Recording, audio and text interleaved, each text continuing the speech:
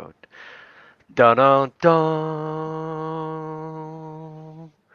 dun dun dun dun dun dun dun dun dun. What's good, YouTube? What's good, fellas? How y'all doing today? Euro, What's up? today's the day for you. Today's the day What? for you, bro. What? What Your day? ass. Today's the day. Your ass is gonna be grass. I promise you. Maybe not Whatever, now. fool. Maybe not now. You already L. I will give you this though, man. Only 2 minutes late. That's better than JD can do. That's definitely better than what Ron can do. But you said, "What's up, fellas?" And neglected to say what's up to the lady listeners. That's major misogyny right there. I was L talking to host. you. I was talking to Oh, you. Like, okay. oh, El Euro again. Head on a spike already. We started it already. Like, come on, Fire. bro. You got that one. All Yeah, headshot, bro. I don't even try. I don't even need to try. It's just that easy. You feel me? right. What's good with you, Mars? How's everything? What's up? What's up? How's it going? Good, bro. I'm gonna get you talking today. Unlike JD, I will push you to talk more because I love hearing your voice. It soothes my sound. I was hungover last night. I'm not gonna lie. I started listening to our podcast so I could hear your voice and put me to sleep. Wow. 100%. Last night was wild. That's super disrespectful, Mars. You better not. That's crazy. I That's think I disrespectful. talk enough. Like, if we're talking basketball, I'm pretty involved, in my Okay. opinion. Unless we're Uh, talking Lakers. Yeah, I'm off today because very boring topic. so to let you guys know, bro. We got put in the burner. It's just me, Euro, and Mars up here, but we gonna have a good time. You feel me? We gonna step up to the plate. This is not planned, but we're goats, so we gonna make this thing happen. You feel me? Uh, we gonna get into these. We gonna shout out to the members and everything like that. JD, put L host for JD because he is an asshole for putting us in this position, bro. 100%. You, First curse word in the first 2 minutes. That's fine. man, it's dub, bro. Of course, you gotta have that, bro. Like what are we doing? What are we doing, bro? But yo, there's been a lot of games. I mean, a lot of good things has been happening in the NBA season so far. In the last few days. Do you guys have any takeaways about what's going on? I know one of those like Brooklyn and their defense has been looking really well. You guys like buyers or sellers of that? Like, what do you guys feel about that? Um, just on Brooklyn, I mean, I think this is normal when you get a new coach. There's like a jump in terms of effort and like you're just raising your game for like a short while. It happens in most sports that I watch anyway. Do I think this is sustainable? I don't know because Ben Simmons doesn't look very good, in my opinion. Like I don't. I'm gonna give him the benefit of the doubt with the back and everything. He doesn't look great. I think he needs to stay on the bench. KD's looked very good. Um, I need to see what it looks like with Kyrie back in the lineup. So there's still like a lot of ifs with Brooklyn, but they look better than they did with Steve Nash. But they also haven't played many great offenses. The Clippers are bad, Washington are bad, Charlotte are bad. Dallas is a good offense. They beat them. But overall, I mean, I'm just seeing them have a good defense against teams who have a bad offense. So I'm not going to put too much stock in it right now. How about you, Euro? Yeah, I agree. I agree. We're just gonna have to wait and see. I think. I mean, their season is cooked anyway. I don't think they can make any moves. Significant enough to where they can salvage anything. Kyrie, he has to come back. That's going to be another whirlwind because all of that residual, drama or whatever, that's going to resurface. And then they're going to have to figure out, if they're going to follow Jacques Vaughn's lead or not, right? If he's going to be accepted by Kyrie and all that good stuff. So I don't know, man. Who knows, man. I just don't think they're going to win anything. But that doesn't change anything from most people's takes at the beginning of the season when everything was smooth sailing or quote unquote smooth sailing. So the I Nets are the Nets. I just want to know, right? I'm not gonna lie. All this bullshit was people telling me Kevin Durant and the Nets defense. I told y'all, bro, their defense wasn't that bad. And Kevin Durant on the defensive side of things isn't that bad, bro. Yeah, That's but not that's on not. us. But that's not what. No, that's not what people were saying. They were just saying that that defense is one of their main issues. Not that Son, it's bad. Euro, don't do that. What? Don't do that, Euro. That is not What? what people were saying. They were saying the Nets defense was so fucking bad. They wasn't that good. KD isn't that good of a defender. And look what's Well, going on right well. now. Let me not So speak do for you think people. this Then is I definitely sustainable? said Then? that. So do you think this is sustainable The for way them? that they're locking shit up right now, no. Of course not. I don't think that they're going to be holding teams to 100 under 100 for this long of They a have the time. best defensive rating over the last 5 games by 10 So- points. oh Like my it's not even close. god. Like that's not sustainable. So I'm not going to overreact when if they played like this for the rest of the season, they'd have the best defense in NBA history. So clearly they're not going to sustain this. So I But have no reason to overreact to it. but don't you think that they could be a middle of the pack defense? I think they Top could 10, top 15. I think they could be anywhere from 14 to 20. That's where I think they could be. That's where they'll cap out, in my opinion. An average at best defense, more likely below average. And what is their offense ranked among the league? Um, And let me ask you this. This is a purely like historical, like statistical question. If there's, let's say, like a top 15 defense or top 10 defense, how good does their offense have to be in terms of like rank among all teams for them to be competitive in the playoffs? um, Like, I what are mean, some teams that we can compare them to from the past? last year Golden State had an average offense. I think we were like 13th in offense. We won the title, but our playoff offense was very good. Um, I'd have to check where teams like the '08 Celtics ranked in terms of offense. Let me check.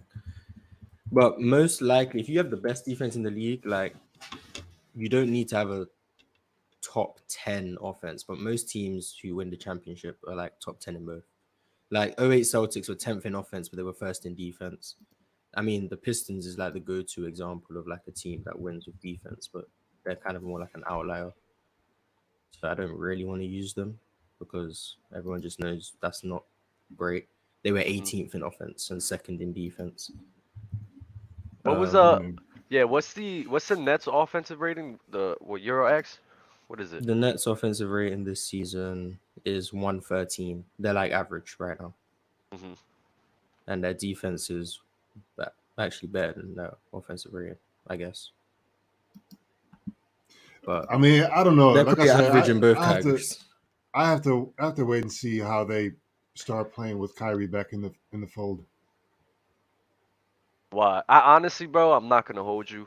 That's why I don't like talking about the Nets so much because I think they're done. I think there's drama with the whole Kyrie Irving incident. It's like it's You just so think much he's shit. done with the I Nets? think I mean, uh 100%. He's done with the Nets. After this season, he just all he wants to do is get the fuck out of there. And I And think go the Nets where? ownership want that as well. I don't know where he could go, but I just know that him and the relationship between him and the owner is just I can't even say the word, but it's done. Untenable. Is that the word? Salvageable. Is that a word? yeah. Oh, Unsa- unsalvageable word. yeah, Okay. you feel me? High IQ dub. Even when I'm hungover, you feel me? I'm still on point. You feel me? But it's unsalvageable, bro. Unsalvageable. And I think that relationship right there, they're done. The Nets are done. And there's just so many other factors besides basketball that I don't. If they win this year, I'm not gonna lie. If they win this year, Kevin Durant is the best player in the league.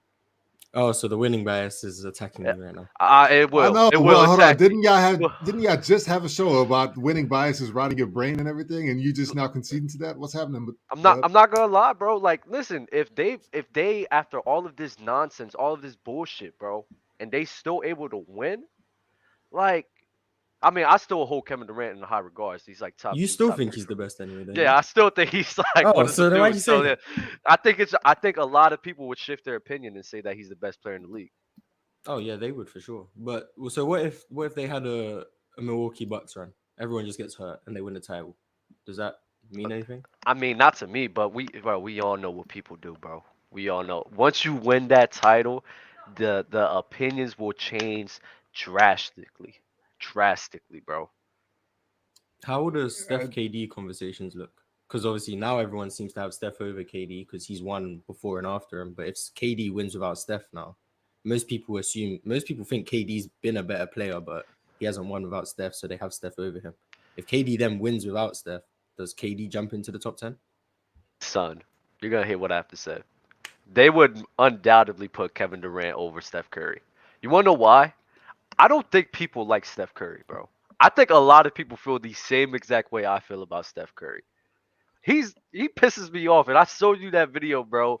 It's nothing but awful moving screens, bro. It pisses me off, bro. Like I really don't think the masses really like Steph Curry like that at all, bro. I really don't. So it's like the Jordan rules for him though. Like every generational player has something where because it's a star driven league, right? The league is going to cater to that guy, whoever he is, and so you know, like in Steph's case, it's just the screening.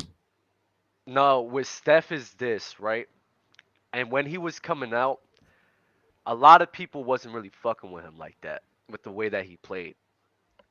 But what had happened was when KD goes there, he's winning all these rings. They're like, you know what, screw it. Even though we don't like what this guy's doing, fuck it. We just got to put him in these conversations right now. We just do. I don't think a lot of people want to sit here and say that Steph Curry better than Chris Paul. Oh my god. Like I didn't think a lot of people was going for those arguments. I don't think a lot of people want to put Nobody Steph does go Curry. for those arguments. Yeah, but I There's don't. That there's was in the no time. argument. I'm talking about back then. I'm talking about back then. I don't think a lot of people want to put Steph Curry in the top 10 of all time. I don't think a lot of people want to put him in these conversations. The What, thing like in is, his first 2 or 3 years? Of course not. What do you mean? all right, no, Why no, no. why would you say what I'm saying? That's like nobody even maybe there's some crazy fanboys or whatever that been on LeBron since he was a puppy or whatever. But even in his first year, second year or whatever, nobody was like, yeah, he's going to be top three all time. Like, what are you talking about? I think Dub's trying to say Steph's achieved so much, so people have to put him in their top 10, kind of, but they don't want to have to do that. But That he's sounds like achieved winning so much, it's bias. hard to deny it. I mean, It that's how is winning people bias. rank. That's what That's how people people do. rank. People They're don't saying, want I to. think people don't People think don't. Steph's Yeah. top 10, but he's achieved so much. If you don't have Steph in your top 10, you're going to get questioned, and people don't like that. Is Steph top 10 for you, Mars? Nah, he's at 11 or 12. Like, so let me ask you this though, because you always take out all of the accolades, all of the winning and everything like that, right? And you just look at him as like a basketball player, right? But as a Hmm. basketball player, when we just look at the game, like across the board, he is, and this is, I guess, the hot take that Mike James got flamed for when he said he's one dimensional because all he does He is quote is. unquote shoot. He is. You know what I'm He, saying? Mike And James was so, spitting, bro. He is. He is. Steve Kerr tells him to do one fucking job. He doesn't do one fucking job. He said, just go out there and shoot. but My bad. I didn't mean to interrupt you, but I just had to get no, that but off. my question though is Mars, like if you value a basketball player being like a good basketball player and like having to have like multiple facets of the game and be good at those or whatever, and Steph Curry clearly has one facet of his game that is astronomical, and the other ones they kind of are around the average range. If I don't know if you would agree with that, but let's just say that you do. Why do you have him ranked so high then? Because as a basketball player he is not as complete as somebody else who typically isn't ranked as high as Steph Curry if we're taking winning out of the equation. Um, okay, well, the reason for that, I think Steph Curry is a very complete player, but if I didn't, I think the way I rank players, it's not about being the more complete player more than it's about how do you impact the games with the things you're good at. For example, I think the best example, everyone goes to Shaq with the example because he was so, I wouldn't say one dimensional, but he was so dominant in one facet of the game that a guy like Hakeem or Kareem, even you could throw in Joel Embiid, all those centers who have more aspects to their game, to me, they're not as good as Shaq because how good Shaq was at the way he dominated the game. I That's agree with similar that. to me. That's similar to me for Steph. It's not about how many things you can do well, more than it's how do the things you do well impact the game. If Steph Curry does one thing excellent and that's shoot the ball, Then he why impacts does the game Giannis more get than all someone who this does slander? everything. I don't know. I don't know. I don't know. I don't know. Giannis I shouldn't mean, be getting no slander because we don't slander Steph the same way when it comes to like his deficiencies. I I think mean, when you can't shoot, it's like everyone seems to harp on that more because I think people view shooting as something that isn't. It's not about a talent or like a gift. It's you work on it, and if you can't shoot, people assume you're not working hard. I believe shooting is a talent. I believe you can either shoot or you can't. You can improve that, but if you're a bad shooter, it's very rare that you become a good shooter. I think the only example I can clearly come up with off the top of my head is Lonzo Ball, and that's because he completely changed his mechanics and they were just broken, but he still had shooting touch. guys like Russell Westbrook, guys like Giannis. I mean, Kawhi improved the shot as well, but there's most of the time I don't think you can just become a great shooter if you were always a bad shooter. I think there's a level of talent involved with it, and that's why I don't hold that against Giannis too much. He's working on his game. I don't think anyone would deny that. But if you can't shoot, people just assume you're not working, and I think that's where the slander comes from. And Euro, to go off of your point, I didn't live through it, but I do talking to older guys. They do say that back when Shaq was having late run, these same talking points was coming with Shaquille O'Neal about him not really shooting and things like that. The same way, No. yeah, Only I don't free know. I throws. don't know. A lot of Only people, free throws. No. it Absolutely wasn't not. coming up. It wasn't coming up. Absolutely not. I didn't No, live through it, because so look at him. Look at him. Look at the type of look at his statue. You know what I mean? And then back then, we didn't have big shooting like that. So it wasn't even a demand for to have a big guy on your roster that can step outside. That was a nice to have. But look at Hakeem, that corner three that he had or whatever. He barely shot that. mm. You know what I'm saying? Even though he could shoot, but he was on the block. So it's like, nah, So man. nobody, because I heard some No, people say that nobody was really criticizing him in the same type of manner that they're no, criticizing Giannis. no, they did. I mean, they did, of course, man. They criticized him for, for his weight nonstop. They criticized him for that big toe issue that he had forever. They criticized him for, his free throw. Like they were on Shaq tough for sure. For Hmm. sure. Just Was that in his own way. was there ever any talk? You know how in the title run the Bucks had where everyone, well not everyone, but it was a big talking point that Chris Middleton was the closer, he was the Batman. Was there any Yeah, ever yeah. talk of Kobe being that for Shaq and like that I diminishing don't Shaq? I don't remember that. I don't remember that. Maybe, but I don't think so. Because Shaq was the big dog for sure. Maybe later down the line, when like Kobe tried to make it a little bit more even, that's when a lot of people started to focus on, oh, can they coexist? And then the snitching came about, and all this drama, and then all of a sudden, you know, Kobe wants to leave, and then Shaq gets the boot. You know what I mean? So it was just like, I don't know. I don't know. I don't remember. Maybe they were saying it. Maybe there were a few people. I don't remember that though. I think the thing what's happening with Giannis is very similar to what's happening with Shaq, where in the moment, the way that people are criticizing him, it's just they're gonna criticize him for it. But I think when 5, 10 years goes down the road, we're gonna sit here and look back and Giannis, we're like, nah, fuck it. Like the dude was just that dude. You feel me? Like, I hope, because there's a lot of guys in the league that were that dude or whatever, and they don't get that type of recognition and the flowers that they need to. And I'm not just talking, like, for example, like a Hakeem. I think a Hakeem should be talked about a lot more. And I feel like we're the only ones that really do that. I'm talking about PC, because we have a few guys, you know what I mean, in and amongst ourselves that have Hakeem as, one of their top guys or whatever. And so that's why, yeah, so that's why the conversation, happens to pop up all the time. But when you look across, like, just conversation in general, right? In barbershops, in, like, you know what I mean, on ESPN, you know what I mean? Shit that's being shown, like, historic games or, other podcasts, whatever. Nobody really talks about Hakeem like that. isn't that don't you blame that more on marketability rather than talent? I don't think he was ever marketed that I high. blame it on accolades. He only has 2 rings. He won them when MJ wasn't in the league. So he's like, when Steph won his ring, Hakeem was Hmm. like the first one people were willing to just get out of the top 10. Some people still have him at like 11 or 12 even before Steph. And I think that's simply because I don't know how many MVPs he has. I think he has one or two. I think he has one or two depoys.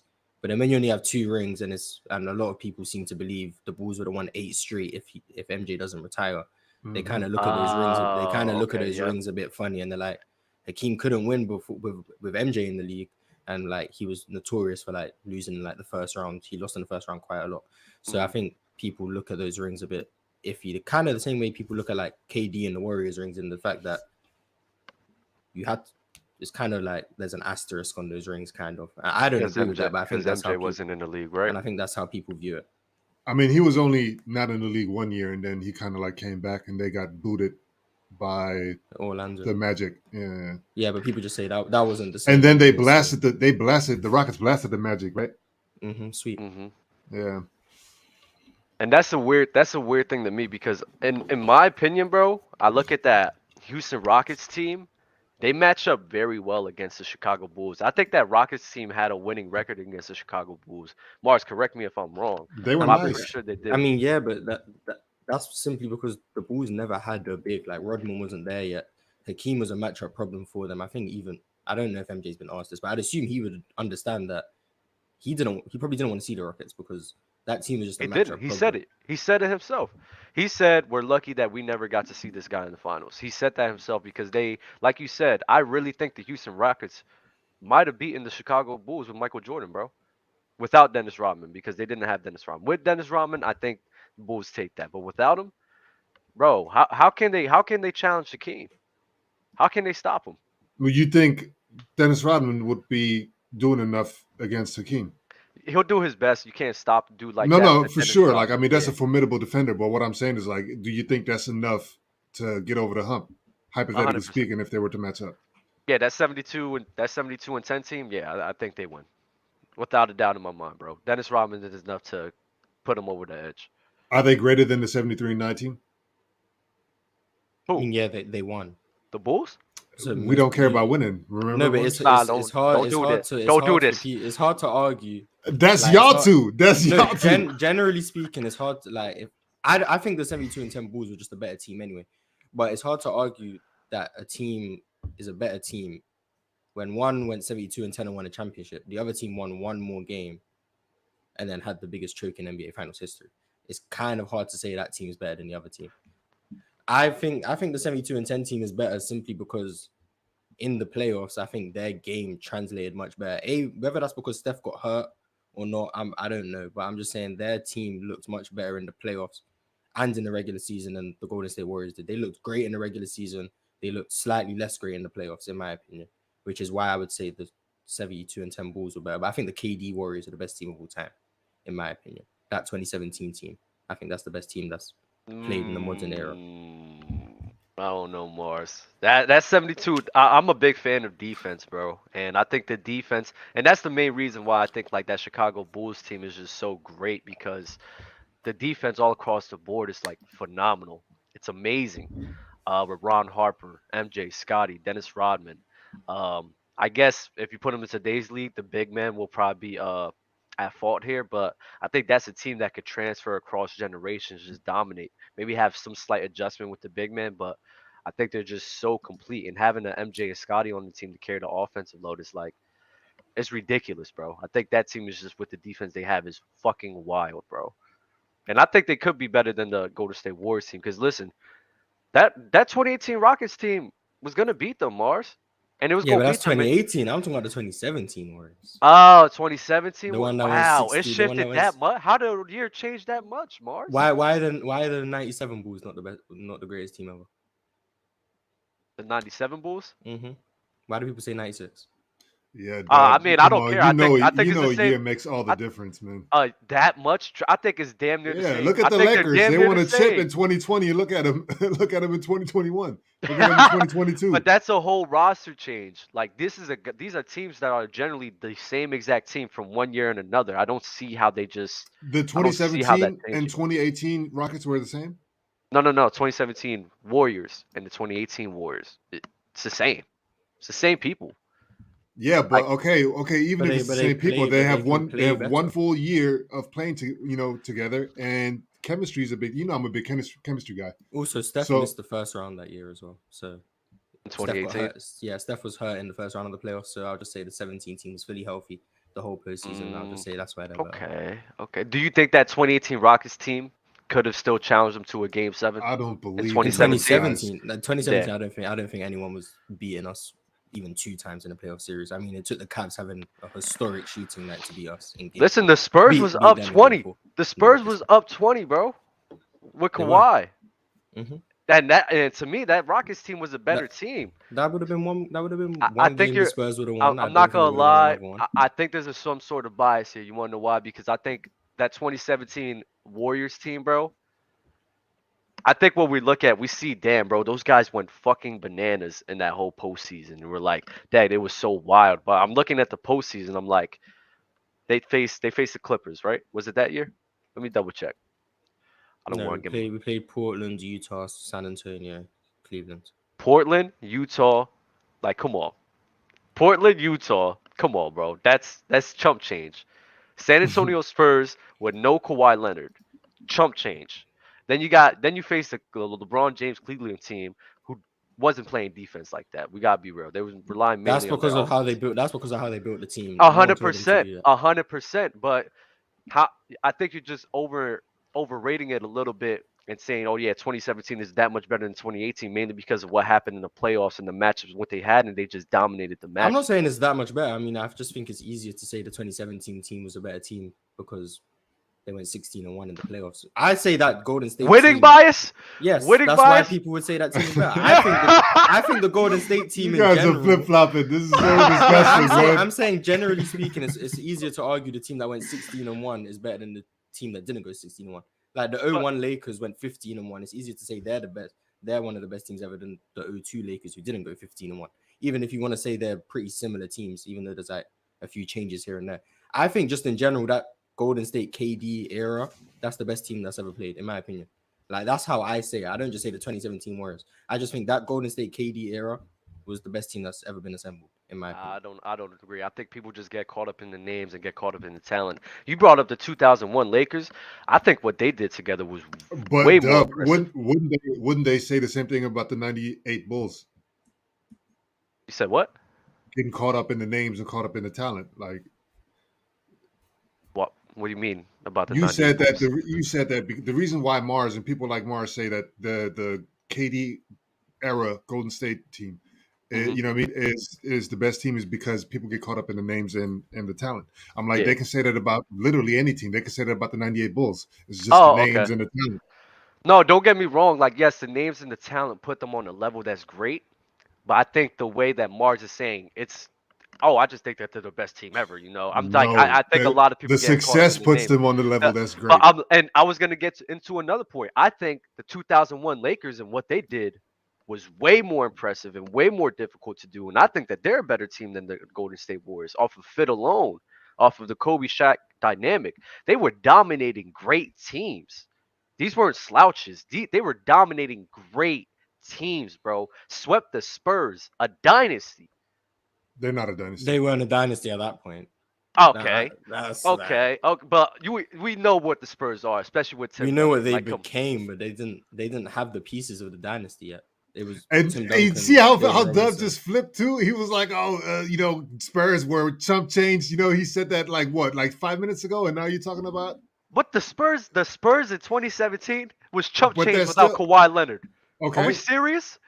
But that's still the Spurs, like you said. Because What? what you were What? alluding to was They the didn't lose Tim pedigree that they Duncan. have. They didn't lose Tim Duncan, so I can't sit here and say it's not chump change if Duncan's there. If Tim Duncan gets hurt, then I'll say it's chump change. He didn't though. All right. What are we? Headshot again, Euro No, no, L's. no, no. Loser. You are going like this, bro. Loser. You are going like this. How am I'm I just going trying to like keep this? you honest. I I'm am keeping you honest. honest. I am honest, right? All right. All Yeah, right. loser. Continue. I just none of the like most key pieces of the dynasty besides Tim Duncan was on that team yet. I mean, David Robinson was there, yes, but he was done in 2003. I'm talking But about they were Tony still. Parker, Oh, Manu okay. Ginobili. They weren't there. I may It's have. not the Spurs. I It's a exaggerated it. Spurs team. I did exaggerate it, and yes, all right. You want me to be honest? I'll be honest. I did exaggerate it, but the Spurs was still a high quality, caliber team at that time. They dominated them. They dominated that West, and that's why, in my opinion, I think that '01 Lakers team is just it's ridiculous, bro. In my eyes. They had the 21st best defense in the league that year. The Spurs? The Lakers. Yeah, but I mean, you can easily It's supplement stepped that up in with the playoffs. Shaquille O'Neal and Kobe Bryant. Yeah, I'm just Is that the year? 2017 Warriors were first in offense and second in defense. Is that the year that they played the Nets? And no, that was they played Iverson in the finals. 01. Mm-hmm. Oh yeah. I mean, that was a gentleman's sweep too. Should have it been was- a sweep. Yeah, But- I mean that first game was crazy. I'm not gonna lie. I watched that live. I remember it, and I was like, "Shit, Philly might take this." I was young. You know what I mean? I was a super AI guy, and then what he did, and just how he snatched Tyronn Lue and stepped over him. That was crazy watching that live. It was insane. Damn. Insane. And that's the thing I hate about myself. I'm so young and I didn't get to see that live and see the talks, bro. Yo, I'm jealous. I'm not gonna lie. I'm jealous that you were Like able I to see mean, that. but they're like those same type of games are happening now though. You know what I'm saying? Like I feel like the Kawhi Leonard, shot that took him over Oh yeah. Philly. Like I think that's one of those shots. You know what I'm saying? Like in time, once the years start rolling by or whatever, you're gonna have more and more appreciation for it or whatever. So, but yeah, man, we have those games now. You just gotta be able to recognize them for the iconic moments in real time and then just appreciate it like that. You know what I'm saying? Damn, yo. Kawhi was fucking.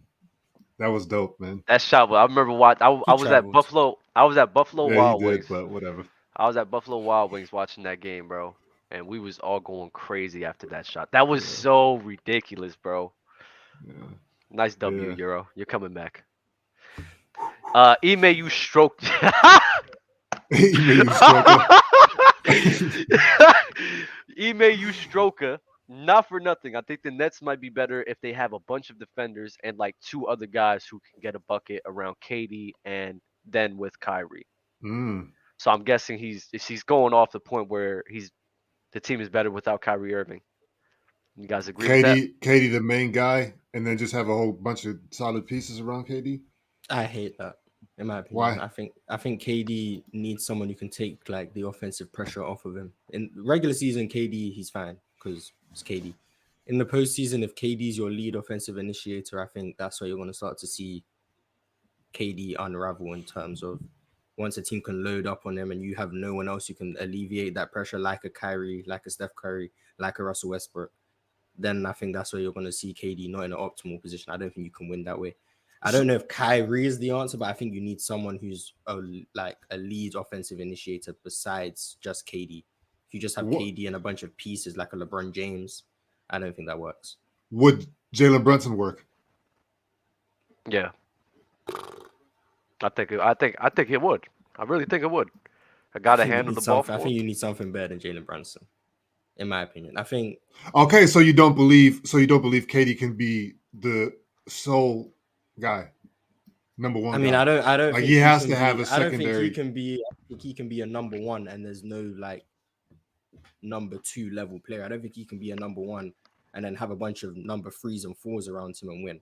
I think he needs someone who's a top 15 level player next to him. And I don't think that's a slight on KD. I think most players need that. So I just think Jalen Brunson wouldn't cut it. I think the lowest I'd go is not this version of Chris Paul. If you had 2020 or 2021 Chris Paul next to this KD, I think that works. But that's like as the lowest of tier of player I'd go.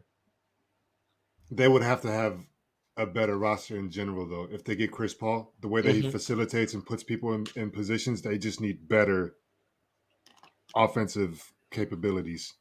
Period. I think you get Joe Harris if he starts playing like himself, Steph Curry, Chris Paul, KD, and Claxton at the five. I think that team has a better chance of playoff success than they do presently constructed.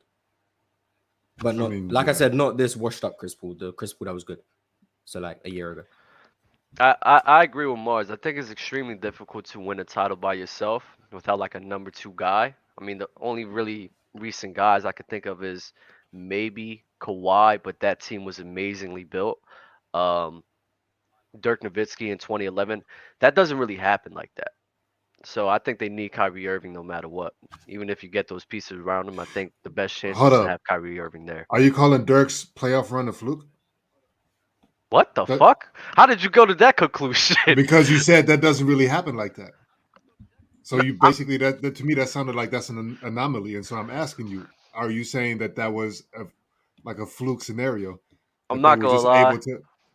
I'm not gonna lie. I look at that 2011 ring more as a choke job than Dirk Nowitzki overcoming the odds. I think Dirk Nowitzki did play well, but LeBron Mm, James was not himself. LeBron James choked. LeBron James was the third leading scorer on the team. That's more of a choke job to me than Dirk Nowitzki overcoming the odds. And I just got to be real with that. I think a lot of people Mars. overrate that ring.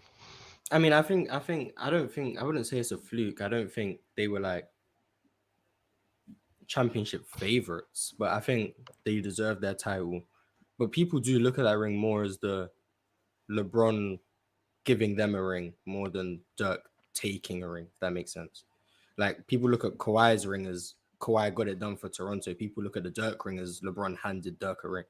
And I think that's where the difference comes. I think they were a great team. They deserve to win.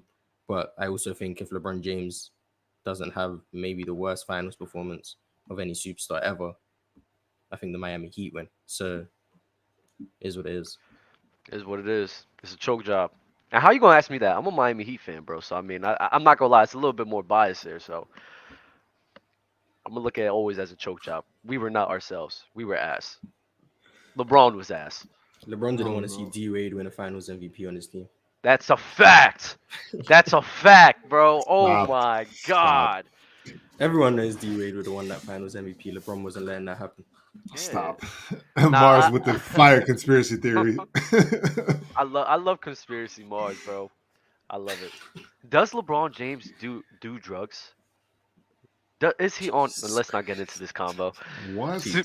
Super chat from Eric Dupree. Could y'all name 10 point guards all time better than Damian Lillard? I think we could pretty easily. Yeah, I Are agree. you going to say John Stockton? Are you not going to say John Stockton? Are you going to say John Stockton? No, that's what I asked. Are you not going to say John Stockton? 2 against 1. You got to answer. Oh, no, I got John Stockton over there. All right, then. Why you put that even out there like that? Being nasty for no reason. Because it's John Stockton. Yeah. Wait. I think we can come up with a solid list of 10-point guards better than. You have Gary Payton over Dame? Gary Payton, I will put over Dame. No. I mean, you got the obvious. What? Stats. See, I think Dame's better than Gary Payton. What? Yeah. How? I think he plays basketball well. How? You I got think Gary offensively Payton. he clears him, obviously. 100%. Yep. Defensively, Gary Payton clears Dame, obviously. Easily. But if I'm looking at a point guard, offense outweighs defense like 75-25 to me. And Dame is like, Is that just your feeling? Like, is that gut data or is that actual stats? oh, there's no stat to be like, oh, defense is way All this right. little. This is just how I perceive it. There's only so much value a point guard can bring defensively, in my opinion. Gary Payton kind of maximizes that value in terms of his defense. I think he's the second best point guard defender of this modern game, second or third. And I think After Jayson Kidd is one, and then Chris Paul and Gary Payton. I don't know. I'll go. Jayson Kidd is a better defender than Gary Payton. Yes, in my opinion. What the fuck? How? I think his team defense is much better than Gary Payton. I think on the ball, Gary Payton's a better defender, but I don't just view defense as knocking out. Okay, which Jayson Kidd are you talking about though? Like, are you talking about the first Dallas Mavericks and like the Phoenix Suns? Early 2000s when he was. He was like anchoring that Nets defense, in my opinion. Like he was somehow a point guard anchoring a defense, and I think that would make him the best point guard defender of the modern era. Oh But my I think God. Gary Payton on the ball was a better defender than Jayson Kidd, but that's not what I was talking about. Why are you crediting team defense to a player when team defense is mainly like the scheme that they have? It's more of an offensive, the defensive scheme. In order to be able than to the player's implement a talent. scheme, you have to have the capabilities to do so. It's not really that hard, Mars. Well, I if mean, a guy, do you think Kyrie Irving could play defense like Jayson Kidd on a team level? no, it's not about that. Jason Kidd is You not. have to have the Jason ability to do so. Jason Kidd, and this isn't I'm not trying to say Jason Kidd isn't a good defender. He's a great defender, 100%.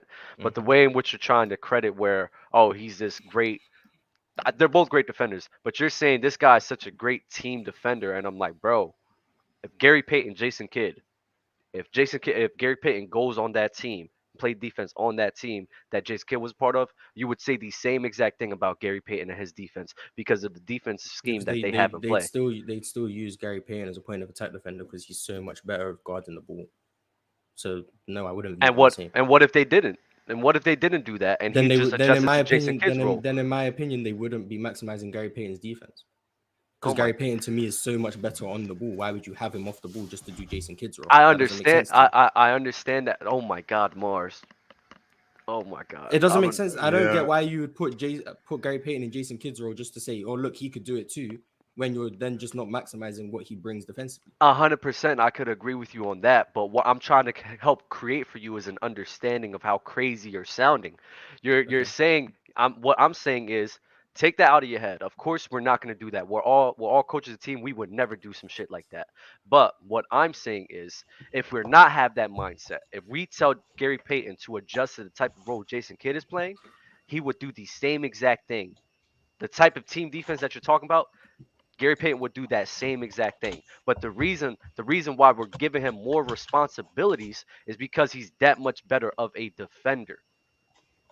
I That's what said I'm he's trying to better. I said he's explain. better on the ball. I never argued with that. He's better All overall. right, I but disagree okay. with you. Like, what do you want me to do with that? All right. So, but you said Gary Payton at third, so you got Jason Kidd ahead of No, I him said as a I said defender. he's second or third. I give him second, but I think Chris Paul deserves some respect in the conversation, which is why. Mars. But I said Gary Payton second, but I just think Chris Paul deserves some respect, so I said second or third. But I think Gary Payton is second. I think Jason Kidd's one, Gary Payton two, Chris Paul three. That's what I think. Yeah, this is crazy. I'm not trying to harp on it, but that's wild. What's up, J. Rob? What up, fellas? How y'all doing? Chilling, Good. man. Yo, can you fix your audio real quick, bro? What's wrong with it? You can't hear me? No, I hear everything. I What you hear mean you you hear everything? typing. I hear typing. I hear you Hold moving. on. I Let me hear turn you my volume sweating. down. Cause I know you nervous right now seeing me here. Why would I be nervous of you, Dub? I know you always nervous when you see me, bro. Don't act like you don't. Come on, Dub, I man. don't think anybody's nervous of you, bro. You have a Wow. Napoleon. Nobody's nervous about the guy with the Napoleon complex. Wow, Napoleon complex. No, yo, be real, be real. Do I seem as a guy that has that? Honestly, Of Yes. like real shit. course, yeah. Really, I have it. Most short guys do though, bro. Most short guys do. It's really not a problem. But most short guys, they got a Napoleon complex. I mean, Wow. Bama don't have a Napoleon complex. No, he's OD. I don't have that. Like that's ridiculous. I don't have that at all, though, bro. Nah, you're not to that level, but yeah, you got it a little bit, a little bit. I say I have it a little bit. It comes out every now and then. But what's up with you, bro? I'm You good, got man. what? Oh, y'all getting my dad mad. He's saying I ain't got it. Hey, he lives That's, with me. You feel me? So he knows it. You know. You want to I argue just with him, want to. Euro? no, I was about to say something, but I was like, yeah, no, let me not stir up the congregation. Got you. Got you. So we're gonna get into what's been happening recently in recent news, man. What's it called? The San Antonio Spurs beat the Milwaukee Bucks. Uh, oh my God, who's that guy that's been balling on the Bucks recently? I forget his name. Javon Javon Carter. Carter. Javon Carter. Javon Carter has been balling, bro. So Mhm. I gotta Yeah, I gotta ask you guys this I question, got a bro. pop quiz question for you, Dub. What Go. university did Javon Carter go to? Don't I don't know. Yours. You No, went he to went to yours? West Virginia. He went to West Virginia. Uh, He was really good. He was really good there. My bad. Go ahead. Nah, you good. But what I really want to ask you guys is, do you guys think that this is sustainable? Do you think this is just more of a product of he's just getting all these numbers just because of the situation he's a part of, or do you think that he could be have sustain this for an extended period of time? Giannis didn't play, Hmm. so no, it's not sustainable. It's not going to sustain. I mean, they're not Giannis, asking Gian, him to sustain that. Let's just exactly, get that out the way. exactly. No, exactly, Yeah. exactly. Yeah. But like Yeah. Giannis doesn't play like you get more But I opportunity. think So this is just another reason for me to be more comfortable in saying that the Bucks are going to win it or at least make it to the finals is because if they have role players like that, right, who can very easily and confidently step into like to fill a void Mm-hmm. and do so efficiently, man, what more can you ask for? What more do you want? The guy steps up when his number is called, and then when Giannis is back, when everything else is back to normal, whatever, he has no problems and no ego stepping back into his role again. Everybody contributes in their way, and they realize and recognize that they will not win unless everybody plays their part to perfection. I think that's what he's doing, even if he needs to be flexible in doing so. So I really like that. yeah, I mean their bench unit is pretty good. I mean, I'm just comparing them to the Warriors bench unit, so they look great. But I don't think Javon Carter is like the reason or why they're going to be more successful. I think he's a good player, good piece, good defensively. Had a lot more scoring ability than I knew, based on 36 and I think 12 he had against OKC. I didn't watch the game, but I believe he's better than maybe I thought. But I think you still got to look at Drew Holiday to be a bit more consistent scoring the ball. I still need to wait for Chris Middleton to be back because I still don't like the way the Bucks offense looks with Giannis.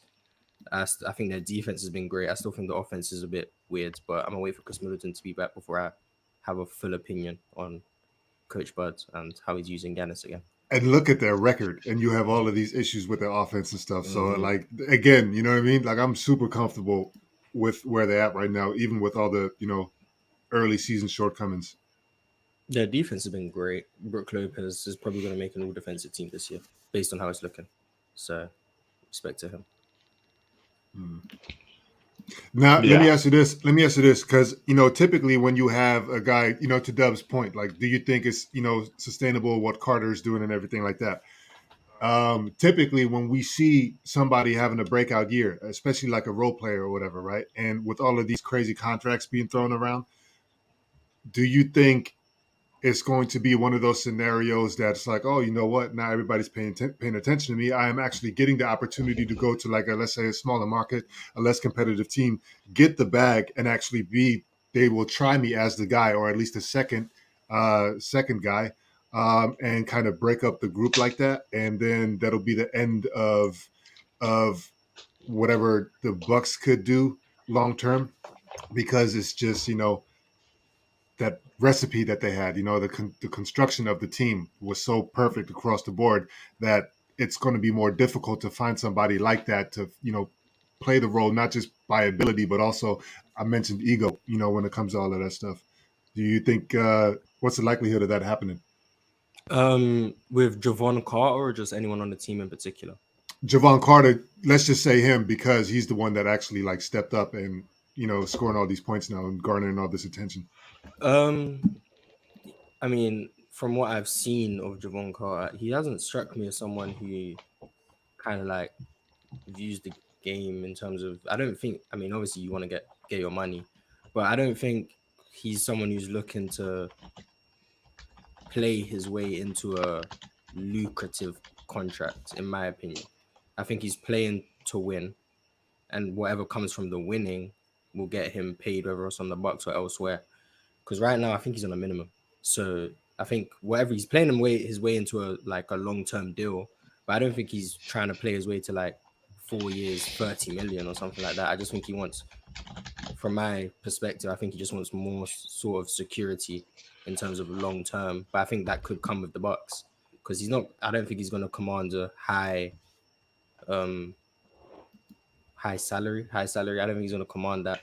I think he showed on the Nets last year that he was a valuable piece. Then he got moved to the Bucks, and I think now he might, like a Gary Payton II for us last year. He's now got a 3-year 27 in Portland. I think Jevon Carter could be looking at that as like the blueprint, but I don't think he's playing for that more than he's playing for the team. If that makes sense. I don't think it will break up anything more than he knows what's at stake for him long term, and he wants to play his best for that, rather than him trying to just play his way into some stats and get paid. I think that made sense. Mm-hmm. No. I stemmed away from a topic that I forgot that we was on. That's my bad. L host, you can put L host in the chat. That's on me. The 10 PGs better than Dame. We do have to get back on track with that. We got sidetracked with Gary Payton and Jason Kidd. So who are the 10 PGs better than Damian Lillard? Are we leaving off like Oscar Robertson? 100%. You always ask that question. Why would we? I mean, because Dub is an anti-60s, and I don't feel like debating about Oscar Robertson, so I don't care about leaving him on or off. So, but he's so 3-point line and beyond, yeah? That's what we're doing? Yeah, we can do that. So we all agree with Magic, right? Yes. Steph. Yes. Chris Paul. Yes. Jason Kidd. Yes. Steve Nash. Yes. Russell Westbrook. Yes. John Stockton. Yes. That's 7. And Lillard. Isaiah Thomas. Yes. That's 8. Somebody said Chauncey Billups. I don't know Wait, about is that. this you said this Nah, is 10 point guards better than Damian Lillard? yeah, Yeah. 10 better than Dame. Gary Payton. I mean, yeah, Gary Payton. That would be 8 or 9. I think you're starting to get real debatable right now, in my opinion. So we got Chris Paul, we got Magic, we got you said Gary Payton, Jason Kidd, Steph, Russell Westbrook, Steph Curry, Isaiah Steve Nash. Thomas. Isaiah Thomas, Steve Nash. After that, Someone said Luka. Luka. I would say Luka's. Yeah. I'm gonna be honest with y'all. This is probably nasty, but like I'd rather have Damian Lillard than Russell Westbrook, and I'd rather have Damian Lillard than Jason Kidd, and I don't think Steve Nash is better than Damian Lillard either. Rather have So, Damian Lillard I than mean, Jason to me, Kidd. they're just not like these are your 10 point guards better, but to me, it's not all like. For me personally, this is my personal opinion. You know, like I just don't feel the same way. Like I'd rather have Damian and a few other those guys. You know, like I think about his situation in his career, but I think he's a phenomenal player, and I do think some of those guys to me just aren't better than him. Like clearly, Jason How's- Kidd. I like Jason Kidd. No, I don't think Jason Kidd is whack at all. But I'm just not. I like Damian Lillard. Like, I'm a personal fan of his game, so You I'd like rather him have scoring. And Jason Kidd doesn't score like that. And people No, are always Jason trying to Kidd is diminish great. him with the, Jason you know, Kidd with is the like one of with my the 10 Jason best Kidd point guards triple double, ever. like the baby triple doubles, especially in this day and age where like we see a triple. Who like last night just dropped like a 40-point triple double? Was that Luka? Yep. Yeah, you know what I'm saying? And so we see that, and then all of a sudden, you know, it makes it look like whatever Jason Kidd was doing with his like 13, 15, and 11 or whatever, like, yeah, whatever. You know what I'm No, saying? I But come like on, man. Jason Kidd, but I got a lot of respect for Damian Lillard. Maybe it's just like just personal bias, you know. Like maybe it's obviously I can't compare the careers because I think Jason Kidd's career and success has been better than Dame's. But I really do enjoy Dame the player, and I do think if given different circumstances and maybe a better arsenal around him, I think we'll be talking about him in a different light. Are Are you we doing? serious? Are we doing I this do. as who's a better player or who's like longevity involved? If that makes sense, or is it just who was better at basketball? Well, Damian Lillard is still in his career, so if we're gonna do the longevity, we just have to do what we have. Me personally, I'm going with like a prime thing. How good Yeah, were because they in their prime? if it's that, then I'm okay with Luka. If it's not, I mean, he's been 3 years. I can't put Luka's 3 years over Dame's whole career. That makes sense. Yeah. 100%. Yeah. But how do you know that Luka's in his prime though? I mean, I don't, but What? I can't project him. No, I'm saying it's like because if we're going off of the prime or whatever, and he's only been in his like how many years in the league or whatever, like look how long it takes for guys to actually reach their prime. I mean, and you then can only maintain go that based level. on the So best you've you seen can- them so far. Right. So that's what I'm saying. It's like, yeah, I'm we not- don't I'm know. not- I mean, the I best think- you've been is your prime until it's no longer until you've got better. I mean, Luka could be this. This is his prime now. Okay. He gets better next year. If you're looking at it like that, I'm with you. I'm not gonna lie. I think LeBron James. I think he entered his. I'm talking about prime. It's not an age thing for me. It's more like how good were you on this high caliber level and how long did you sustain that. LeBron James. I think his second or third year he's been in his prime ever since then. Luka Doncic. I think is the same shit. His second, third year, this is his prime. He can improve with his shooting, his 3-point shooting and free throw shooting, and I don't see anything else he can improve on his game at all. Playing off Maybe the ball. IQ. Yeah, maybe playing off ball IQ. That's it though. I don't see any other dramatic increases he can make in this game. So I'm thinking he's in his prime now. This is his prime.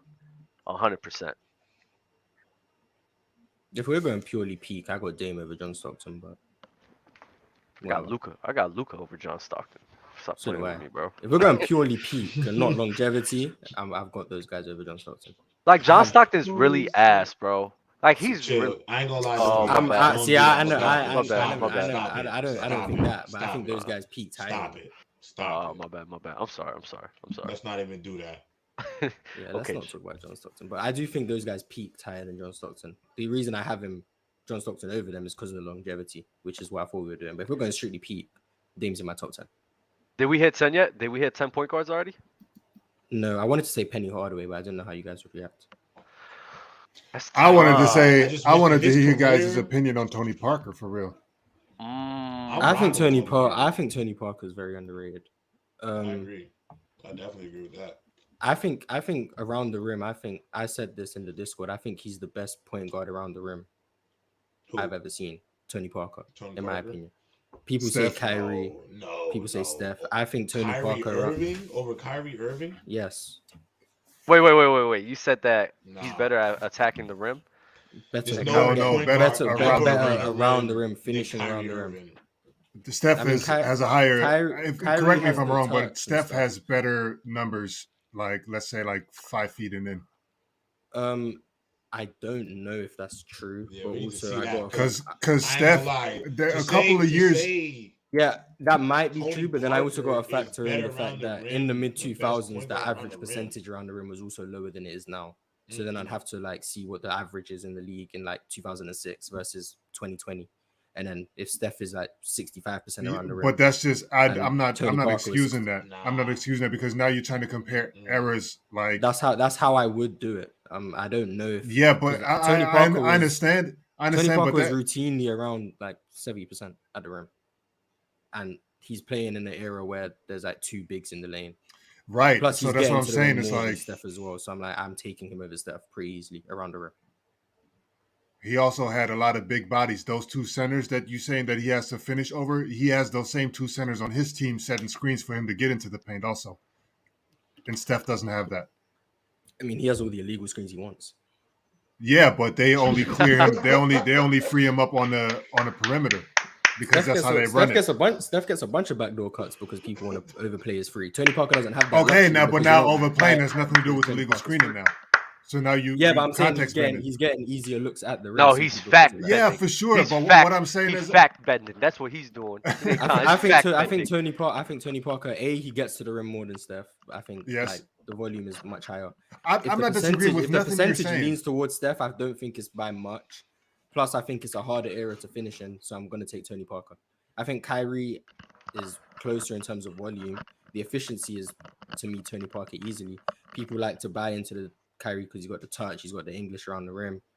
Tony Parker to me just made more, Yeah. took Tony more. Parker's float game was crazy because he was the only one that I've ever seen that go like full speed. Like he was sprinting at the rim and like, just shoot that little teardrop thing or whatever that he did. It was like a half floater, half a push shot or whatever. And it was just cash every time. And it always fell in so soft. His touch was crazy. But I think, Yeah. that was that's my just hot nasty. take, I guess. That's just nasty, man. I ain't gonna lie I to you. actually That's respect it a nasty. lot. I like it. I Yeah, can it's not see. a bad take, but nasty. So Tony I think Parker better than Kyrie's Kyrie. finishing gets overrated. I think in my opinion. the one thing too that like what we do get lost in is like I think a lot of Tony Parker's game was about him being able to get to the rim and be able to make contact and be versatile around the rim. But I gotta say, Kyrie is by far the greatest finisher at the point guard position I've ever seen, and I think that may get misconstrued because he's also a better shooter than Tony Parker is. So if you think of in terms of at the rim versus not at the rim, Tony Parker in his career probably was at the rim more because I do think Kyrie was a better perimeter player than Tony Parker was or still is. You know what I'm saying? So Yeah, but we're not. I'm not willing to give that around. But nobody is saying that Tony Parker's over Kyrie. I don't think. Yeah, no one's saying Tony Parker's a No, better I'm player not than saying Kyrie. that. I'm not saying that. I'm just saying the reason why, you can say Tony Parker was better around the rim than Kyrie, especially if you look at maybe the numbers. But I do not think it is close when who is a better being able to finish at the rim, especially for two small guards. Do you Both think? were phenomenal, but I think Kyrie was it's a different animal when it comes to. Do you feel that way? Do you feel that way mainly because Kyrie Irving could probably do a lot more? Because me personally, I kind of feel I kind of relate to Mars because when I'm talking about like Allen Iverson, like you could say overrate. I guess I overrate his finishing ability because of how difficult it was for him to finish at the rim than a Kyrie Irving in his era, him being the only guy. So me personally, I'm a guy. I would take Allen Iverson going to the rim more times than Kyrie Irving because I just think he could just get it done better. So do you feel this way about Kyrie Irving because of his versatility, or like where's your head with that? I mean, maybe it might be the versatility. I can't sit here and deny that, obviously. But I just think I just personally feel like there's just nobody better at the end of Kyrie. Like I haven't seen anything visually, and I watched both of them play. Like I just visually don't think. I think Kyrie's on another level when it comes to that. Like I just do.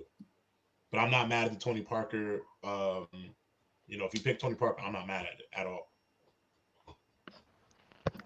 But Kyrie also, in his defense, though, you could say the era was different because it was more physical. But I will say the bigs in today's era are more athletic, and he's finishing around those guys with ease. Nah, it's a difference That's a from going fact. up against That's those a 7-footers in a I'm just clog saying, paint, bro. bro. It's still a I'm difference, just saying, bro. bro. And some, you know what I mean, during the era where they were allowed to, body check you in the air too. I'm just saying, bro. I think it's easier to finish. What does Ja Morant have to do to get into this conversation? You love Ja Play Morant. more. I would say I don't want to pick I'm seen as a Ja Morant hater. Kyrie and Tony Parker weren't high flyers. Like they're not dunking over people. So that's why I feel like there's what we're talking about and adding Ja Morant don't really make sense. But dunking is still finishing at the rim, right? Yeah, but I think Tony Parker and Kyrie are like kind of the same category, Like you wouldn't think of Ja Morant and Kyrie Irving as the same way in how they finish around. They don't finish the same way. It doesn't matter if you shoot a layup, a floater, or a dunk. Like a bucket is a bucket. Yeah, but I'm saying we're comparing Kyrie Irving and Tony Parker. You know what I'm saying? I'm talking about the styles are similar. No, I think Mars. You meant that question in the sense of like point guards. Yeah, I'm just talking about in terms of. No, Ja. I don't know, man. I don't like that he's like going for the dunk all the time, even when it's not viable. Probably not the best, form of attack, and then he like misses the dunks sometimes and stuff. I mean, I don't know, man. I don't know. Like he takes too much risk when it comes to that. When I think that he could take like another half step or whatever, and then just go body to body, create some contact and maybe even get an N1 off of that. Even if he misses and gets draws the foul, that's 2 at the line. And when we're talking about efficiency, obviously, that missed layup that he just missed, based off of the contact, based off of the foul, that doesn't tally up. You know what I mean? In the overall total. So. I don't know. He's young. He's a young player. I think he will fine tune that. He will get better easily. I agree. Quickly.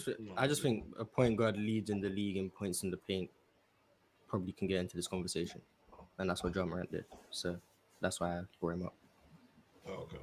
Got you. Eric Dupree with the super chat. I got into a debate with someone who had Kobe as the best passer at the shooting guard position because he has the most assists of any shooting guard. Does he have a point? I think there's a case to be made for Kobe being the best passing shooting guard if you don't think James Harden's a shooting guard. I don't think that's the way to make the point. If that's your argument, I think that's a dumb argument. But I do think you could make the claim he's the best passing two guard based on how you think James Harden plays. But I wouldn't base it off of assists, but that's just me. Yeah. I don't know if I can answer that question because I don't think I've ever paid attention to Kobe's passing with that in mind. You know what I'm saying? Like I don't because my thing is like, was Kobe a willing passer? Yes or no? Because I think that factors in. Now that's opinion based, 100%. You know what I'm saying? Because some people can just be like, yeah, I don't really care if he's willing to pass. The times that he does pass, it's on point. You know what I mean? He gets his guys easy buckets or whatever, or he's within the flow of the offense. He's impactful in that way. That should suffice in order for you to call him the greatest passer or not the greatest passer at the shooting guard position or whatever. I just don't. Like I said, I've never really paid attention to Kobe's passing when it comes to that. So. I don't know. Yeah, I'm kind of on the same boat with Euro. Like, I personally think Kobe was a great playmaker, but I guess I'm thinking that's just a passer. I don't know if I would say that because I kind of think I'm more on the side of James Harden when it comes to that question. So I agree. I think James Harden should be undeniably everyone's GOAT passing shooting guard of all time. But if we're not ranking him, I think Kobe and Dwayne Wade have a good conversation to be, second or third. I think Kobe was an amazing passer. I would actually put Dwayne Wade as a passer over Kobe, and I'd probably put Kobe right there after. And I'm not mad at it. So Kobe was a better passer than Jordan, like unanimously. Oh shit, Fuck. That's a that's good tough one. actually. Again, I can't answer that because the See, the same thing thing that is, applies the to Kobe issue is the for same thing that me. applies to MJ for me. Mhm. See, the Mhm. thing with Kobe and MJ, and I think the issue is that for me is like, were they willing playmakers? Yes, they were willing to make plays, but they were killers first. Mhm. And so I think we look at like James and James Harden and D Wade. Like, yes, they were also high great scorers, but they were like legitimate, able to like be passing, think about getting their teams involved. Like Jordan and Kobe, if they wanted to get 60 and not have to pass to nobody, they'll do that if they could do that to win the game. You know, I don't know. I'm also looking at the triangle, to be fair, because if you put, James Harden in that same scenario, he might be much, much better passer than, what he is currently or what the perception of him is currently. And so if you take Kobe out Really? of a triangle, yeah, because, it's all focused on that person. You know what I'm Yeah. saying? It's easy to make the way the offense moves or whatever. It's very easy to make the right pass out of the triangle, in my opinion. You know what I'm I saying? I see your point, but the thing with the triangle is more of a team dynamic. Him and the roles in which he's a part of, he's more in control of the ball. With the Mike D'Antoni offenses, he's able to do. He's literally the whole entire offense in more cases.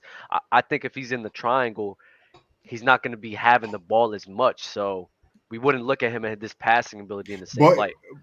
and what I'm saying though is that the way that you're forced to pass out of a triangle versus what James Harden is doing right now, I think is safer passes. You know what I mean? It's Hmm. more structured than like a motion offense, or you know what I mean, like whatever they're running. You see what I'm Hmm. saying? So it's like I think the margin of error is a lot greater, and so like it's the same thing with Mars. What point were you making about when it comes to assists, right? You coming off a screen, like making the pass that is an easier.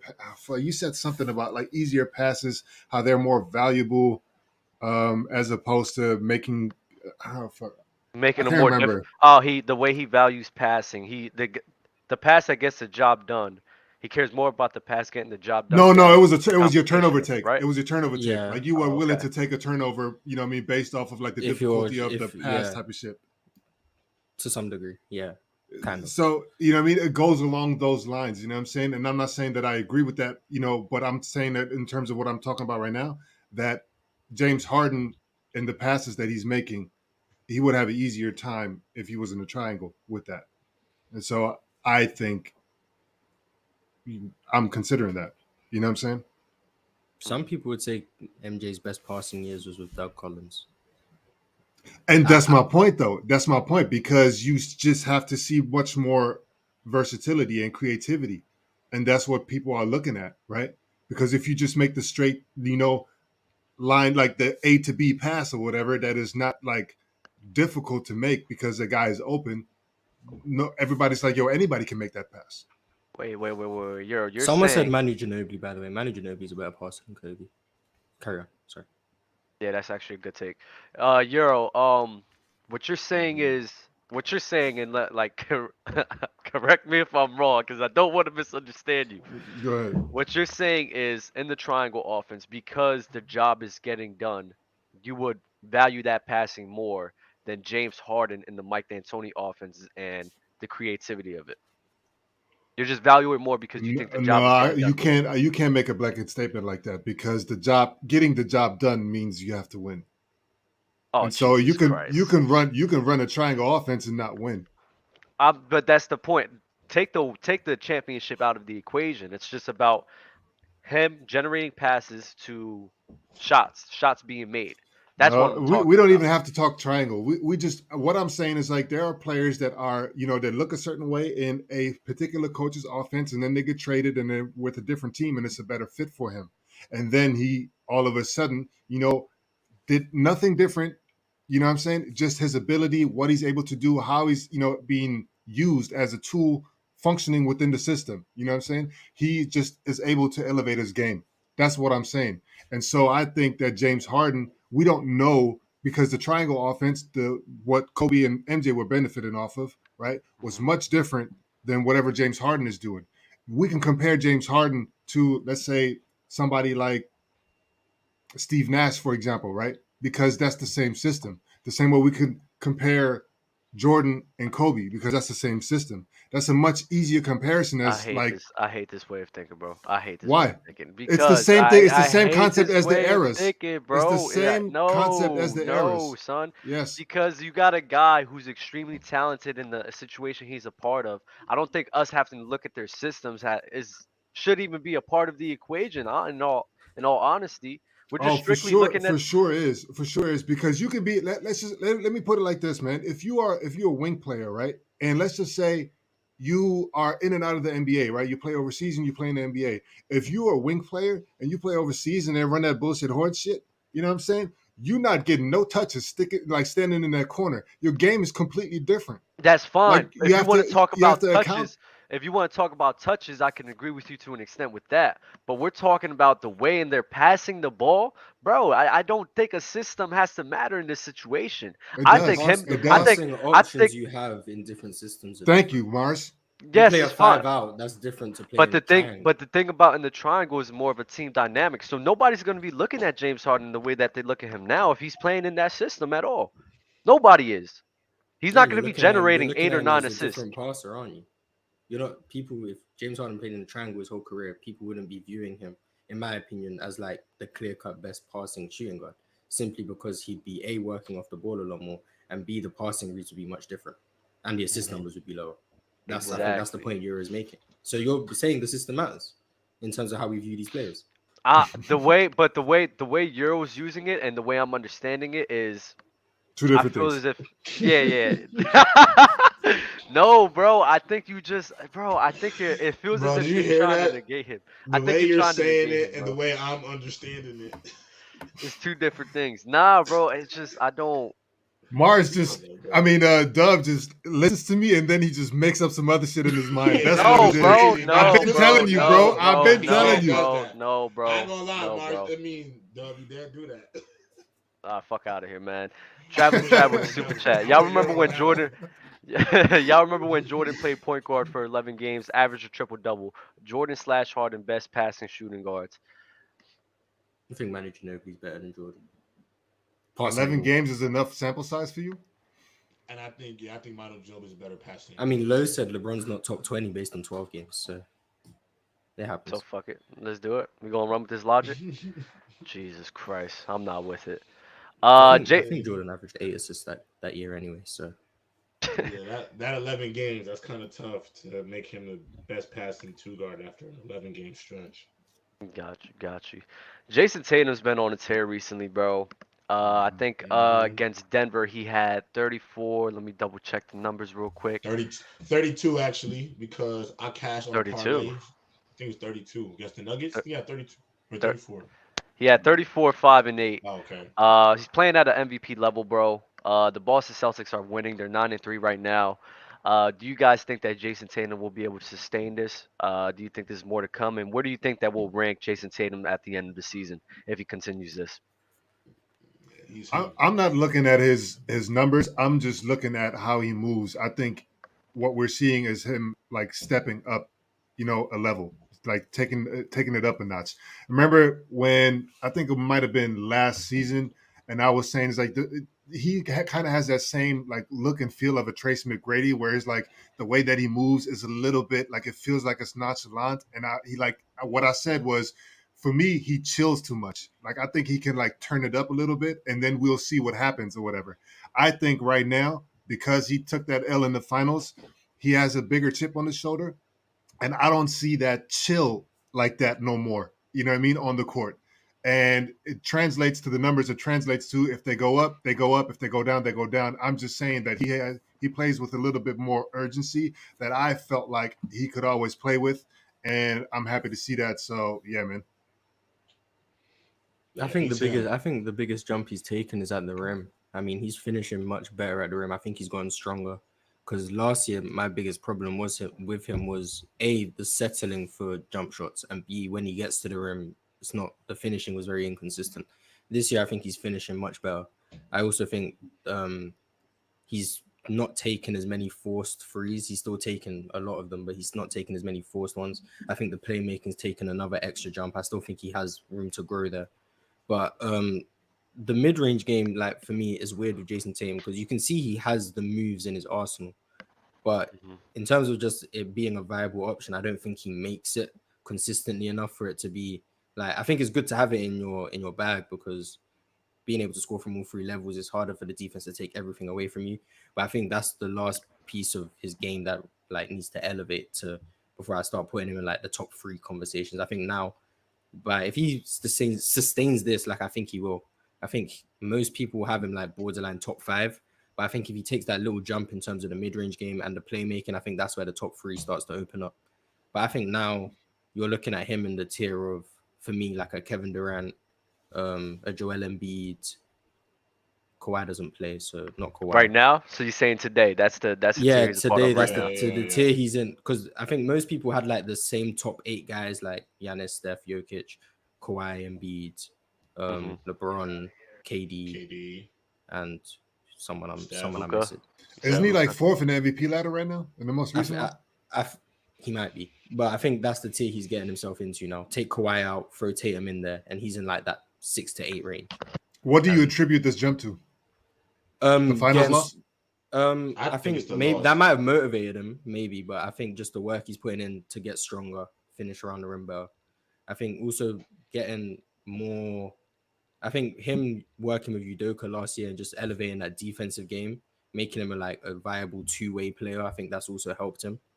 But I also think just the pieces around him, like a Malcolm Brogdon, even a Marcus Smart, you have players who can take a facilitating or playmaking role away from him. Yeah, His scoring efficiency is like through the roof now. So I think him getting easier options for him, ran for him, and also him being able to finish at the rim has just helped him take that jump. And I think this is sustainable. So I think Jayson Tatum's finally taken that leap he all knew he could, and now he's jumping into that top five territory. Yeah, I yeah, love it. yeah. I agree. I think I think it was the finals loss. I think I agree with you. I do think there was a lot of times the season before where you thought, Jason Tatum clearly is supposed to be the guy, but I do think that gear finally got turned on in him. I think he's out there playing with like a supreme confidence that's like, I have to be a guy. I'm better than you, and attribute that. I do want to attribute some of that to Ime Udoka because being a two-way player is one of the biggest things I think in his jump as a player. Um, Ultimately, I think the Celtics go as far as he can carry them. I really love the the leap he's made in his game, but I attribute this increase really to that finals loss. I think losing in those big moments, they humble you, but they also either decide to make you better or you fold under it. And I think Jayson Tatum is right now thriving after that adversity, and I think he's trying to prove, that he wants to get back there again. Like I think he's playing with a real desire right now. Yeah, I agree 100%. I think a lot of people are going to change their opinion about Jason Tatum and where we view him at the end of the season. I'm thinking about in the top five, top three realm. That's the trajectory in which he's a part of. And honestly, like J Rob, I think you got it on the money. I think the Boston Celtics are going to go back to the finals. I think Adam Malcolm Brogdon helped their team dramatically. Them lighting a fuse, it lightened a Yeah, fuse in them, making them to force the corrections uh forcing them to correct the mistakes in which they was doing. And I think they're a better team because of that. It's learning yeah. curves, it happens. And I really think this team is. I really think they could win the chip this year, bro. I don't see No, any other team besides Milwaukee beating them. no, without question. And I will say this, Mars, you have mentioned like the tier he's in, and I have to be honest, like I've debated about how I felt about Joel Embiid and Jokic, but I've kind of fell off a little bit of how I feel personally about Joel Embiid as a player. I don't know if his motor's that great, and I'd honestly take Jason Tatum over him right now. Like I don't. I'm actually starting to be kind of low on my stock with him, so I think Tatum is a little further ahead than we think. I mean, yeah, you can't really argue with that based on how they both started the season. I think Joel Yeah, Embiid's not in great shape right now, so I yeah, don't want the to motor. I don't want to overreact on like 12 games. As of today, I think Jason Tatum's been playing at a top five level, but I need to Yeah, see guys like Joel Embiid, even LeBron James, how they look when I think they're in great shape, fully healthy, and then I can start reevaluating completely. But I think he's in that realm, like five through I eight, think 6 through 8. But I think it's hard to. So my only thing though is like it's been 12 games, Mars, and I'm not saying I don't know how long it's going to take Joel Embiid to get into the swing of things. I could definitely understand your point about He's LeBron, been on a tear recently. but this is like a constant thing with Embiid. I don't really know. I don't know. I don't know. What's a constant thing with Embiid?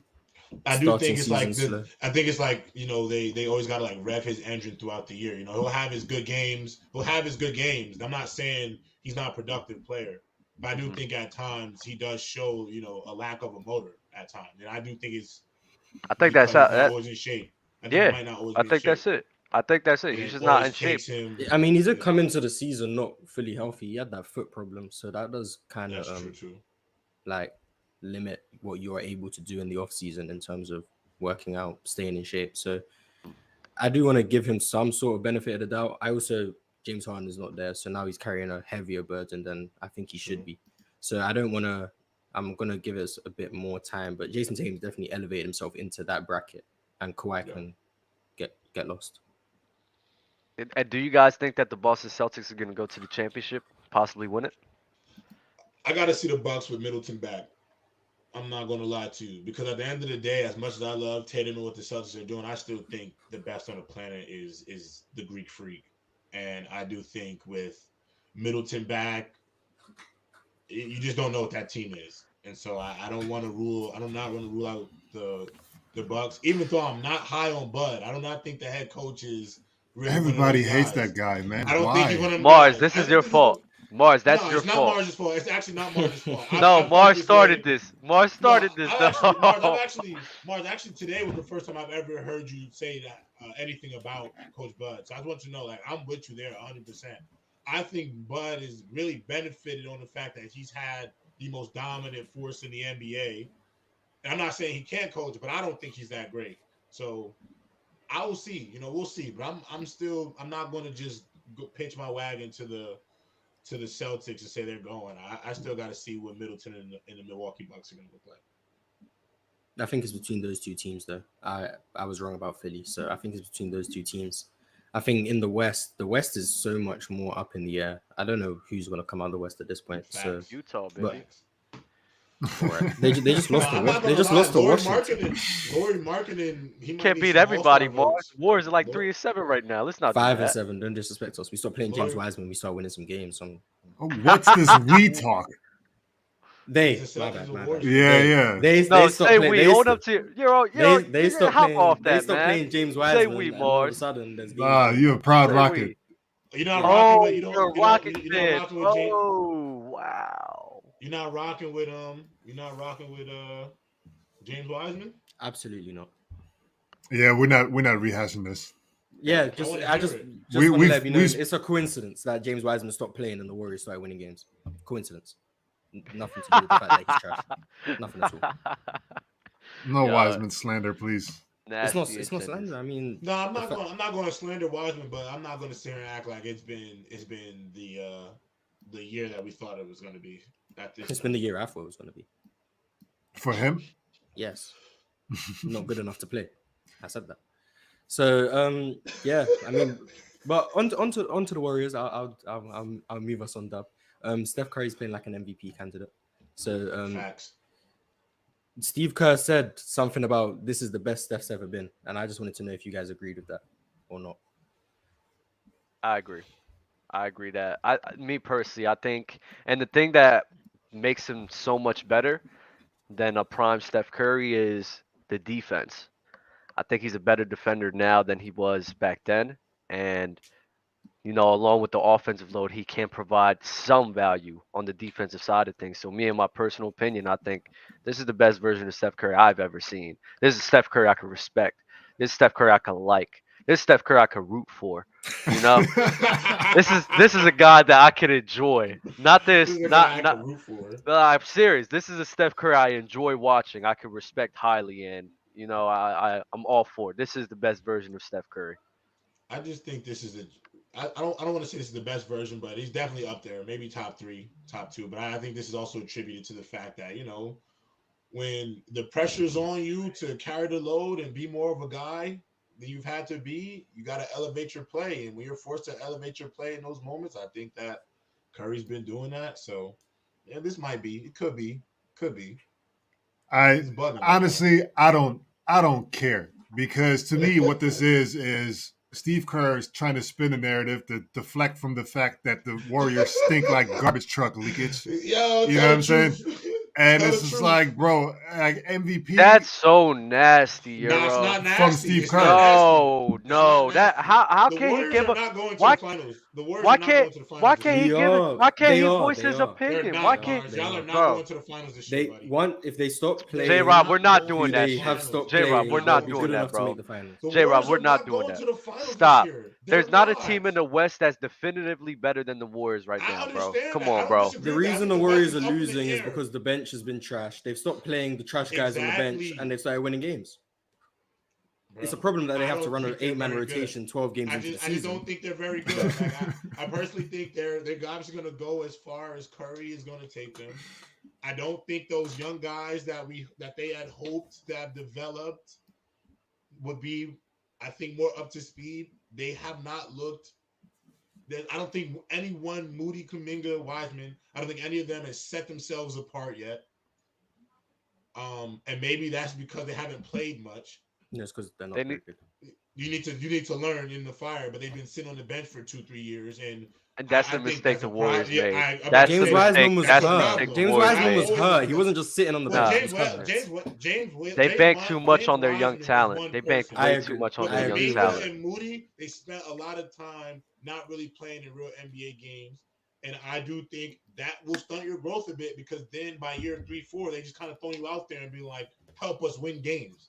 When they don't really know how to win games because how many times has Moody in a big time game been in a fourth quarter and he's had to, make a few plays to help win a game prior to this season? It don't happen for him. It didn't happen for Kuminga either. So I do think that's coming to bite them in the head because these guys don't really have Oh, much I think experience. I see the point in which you're making. What you're saying is it's not more about Steph Curry and those guys. What you're saying the lack of experience from the young guys, especially in the postseason. You don't see that they'll be able to make key plays to help elevate the team to put them in a winning scenario. Is that what you're saying? Yeah, and I don't, and I just don't think they've proven that yet. And I personally feel like Steve Kerr now is making these guys play because we've had the media and all this hype. Like when these guys are going to be out there, the Warriors are going to be good for another 10 years. I don't know if that's going to be the case. I don't know if that's going to be the case. I mean, they can still these always guys trade have these like young guys. they could, but their value is not. Nobody's looking at. Oh my God! Like I'm about to get Jonathan Kuminga and Moises Moody right now. Like nobody's looking at that. Like So No, you trade James Wiseman for Jared Vanderbilt. I don't think anybody's looking for James Wiseman like that. Utah either. Jazz. I know you want to lose games. I don't care what Danny Ainge said. You guys want to lose games? Take James Wiseman. He'll help you do I that. think Lauri Markkinen would actually fit what the Warriors do. Listen, bro. I want Jared Vanderbilt. I'm not even asking for Lauri Markkinen. Jared Vanderbilt from Utah for James Wiseman. I think that works perfectly for both teams. Helps the Jazz lose games. Helps us win games. Helps them win games. Help some win games. Yeah, Jared Vanderbilt, get it done. So Mars, do you have any gripes with what Mars? I mean not Mars. What J Rob said about your team about you guys being too young, wouldn't be successful in the postseason because of that. Do you disagree? My former team. Your former But, team. I'm sorry. Wait, what you mean that's not your team? Who's your team now? Houston. So No. You're not getting that off. Listen, no, wait, no. He could do it. He can do it. You know how we was young when we first got into a sport. We was undecided about team. We see a team dominate, but then we was like, nah, I like this team better. The Warriors to Houston, like that's why I want like. Jalen Green's the GOAT, so I support Jalen Green, and he plays for Houston. Once he leaves Houston, I'll follow Jalen Green. So I respect that. Yeah, I'll get that. Okay. But I think the Warriors, I do think they banked too much on the young players like a Kuminga, Moses Moody. I don't think they banked too much on. I think he just took a jump and he was pretty good defensively in the playoffs last year. So they thought he could be a key rotation piece. I don't think Moses Moody's been that bad defensively. Offensively, it's not that great. Kuminga was one who kind of surprised me. I thought he would take the jump, but his offensive game in terms of the jump shot, the IQ, the understanding of the scheme hasn't elevated at all. He looks very confused out there. He's kind of like just someone at this point. He's kind of someone who's just a freak athlete and he's trying to get by on pure feel and instinct, and it's not working. James Wiseman, I said whatever we moved, there was no expectations from me. So he hasn't underachieved for my expectations. Right. He's been what I expected. So James Wiseman, that's fine. Kuminga didn't take a jump I thought he would, which is disappointing. Moses Moody's right around what I expected in terms of defensively. He's pretty good. Offensively, the jump shot isn't um, Developed. fully developed. Yes, jump shot isn't fully developed. But I think Moses Moody will come around because his game, like in terms of what he brings to this team, is another wing defender and hopefully someone who can make jump shots. He can fit. Dante DiVincenzo has been hurt. I think Dante DiVincenzo is a great bench piece.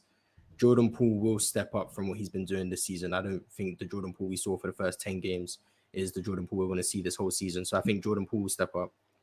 Klay Thompson's been terrible. Klay Thompson can't stay this bad. Surely he can't. So that's like two or three guys who I think can step it up. Age and then I think come man. playoff time, all you really need is an 8 or 9 man rotation.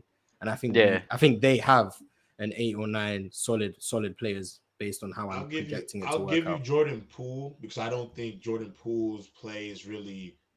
They told Jordan Poole to go play with a bunch of young guys and help us and win for us. You know, like I don't think that was ever a recipe for him to be great. I don't think that'll be there forever. Klay, you know, we'll see.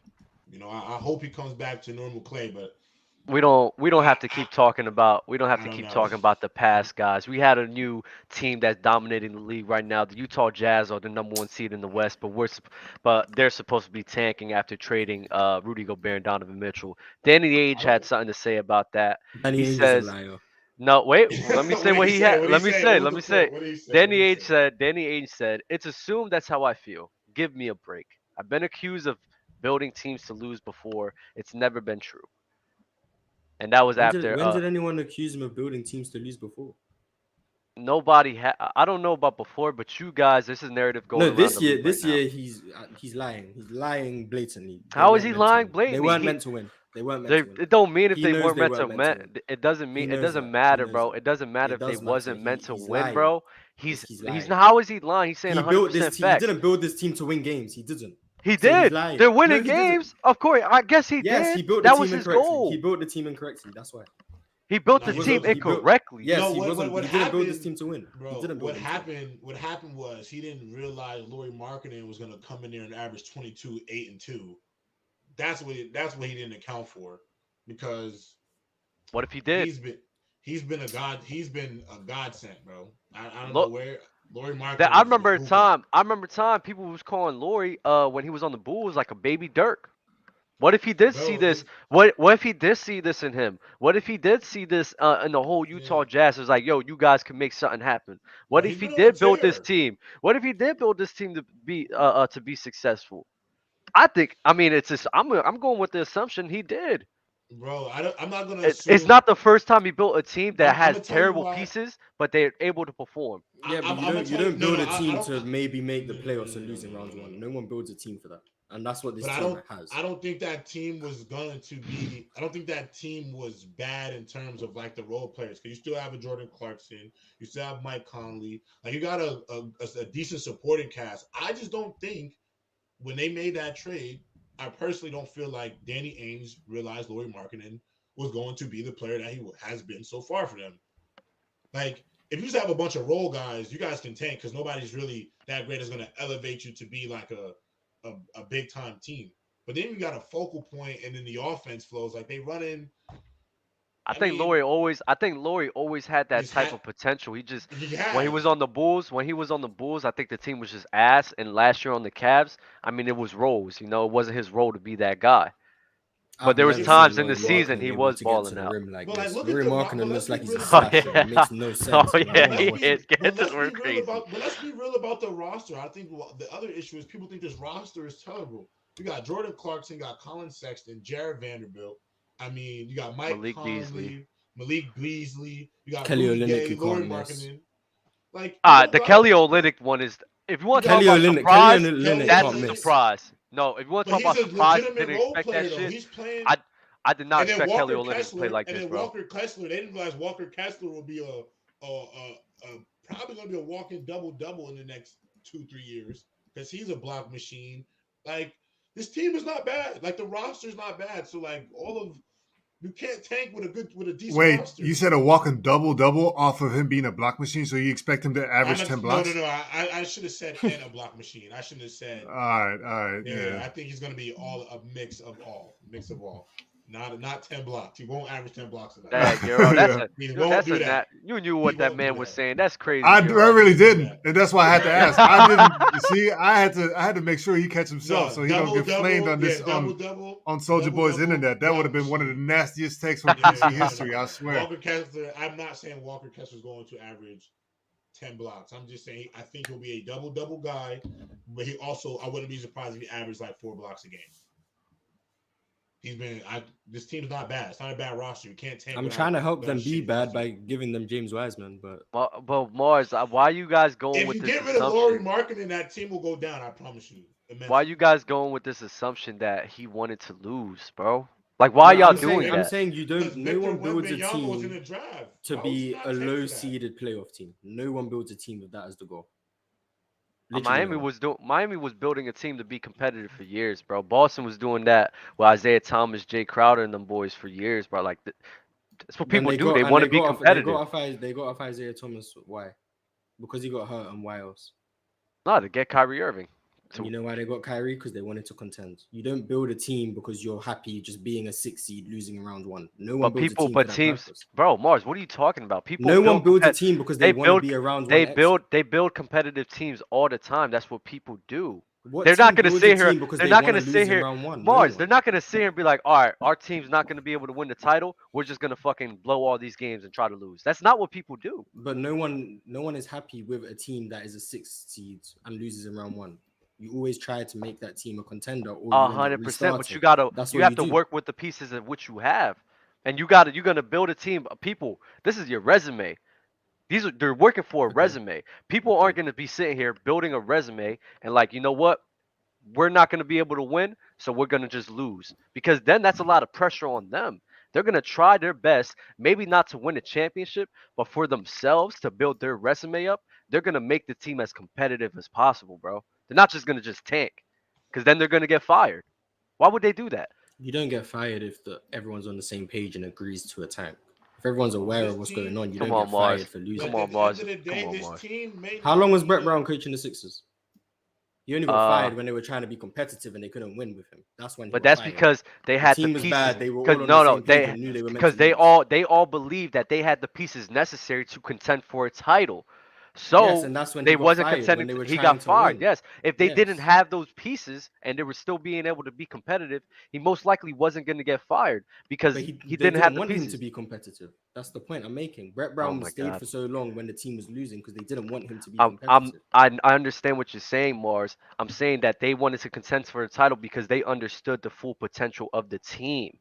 At the end of the day, when you're on a team, you have to try your best to bring the full potential out of everybody. And if your full potential is a 5 or 6 seed, you have to try your best to get to that spot. So you think Steven Silas is trying to win right now, but the team I ain't gonna lie, you're not being realistic though, in the sense like let's be honest. What?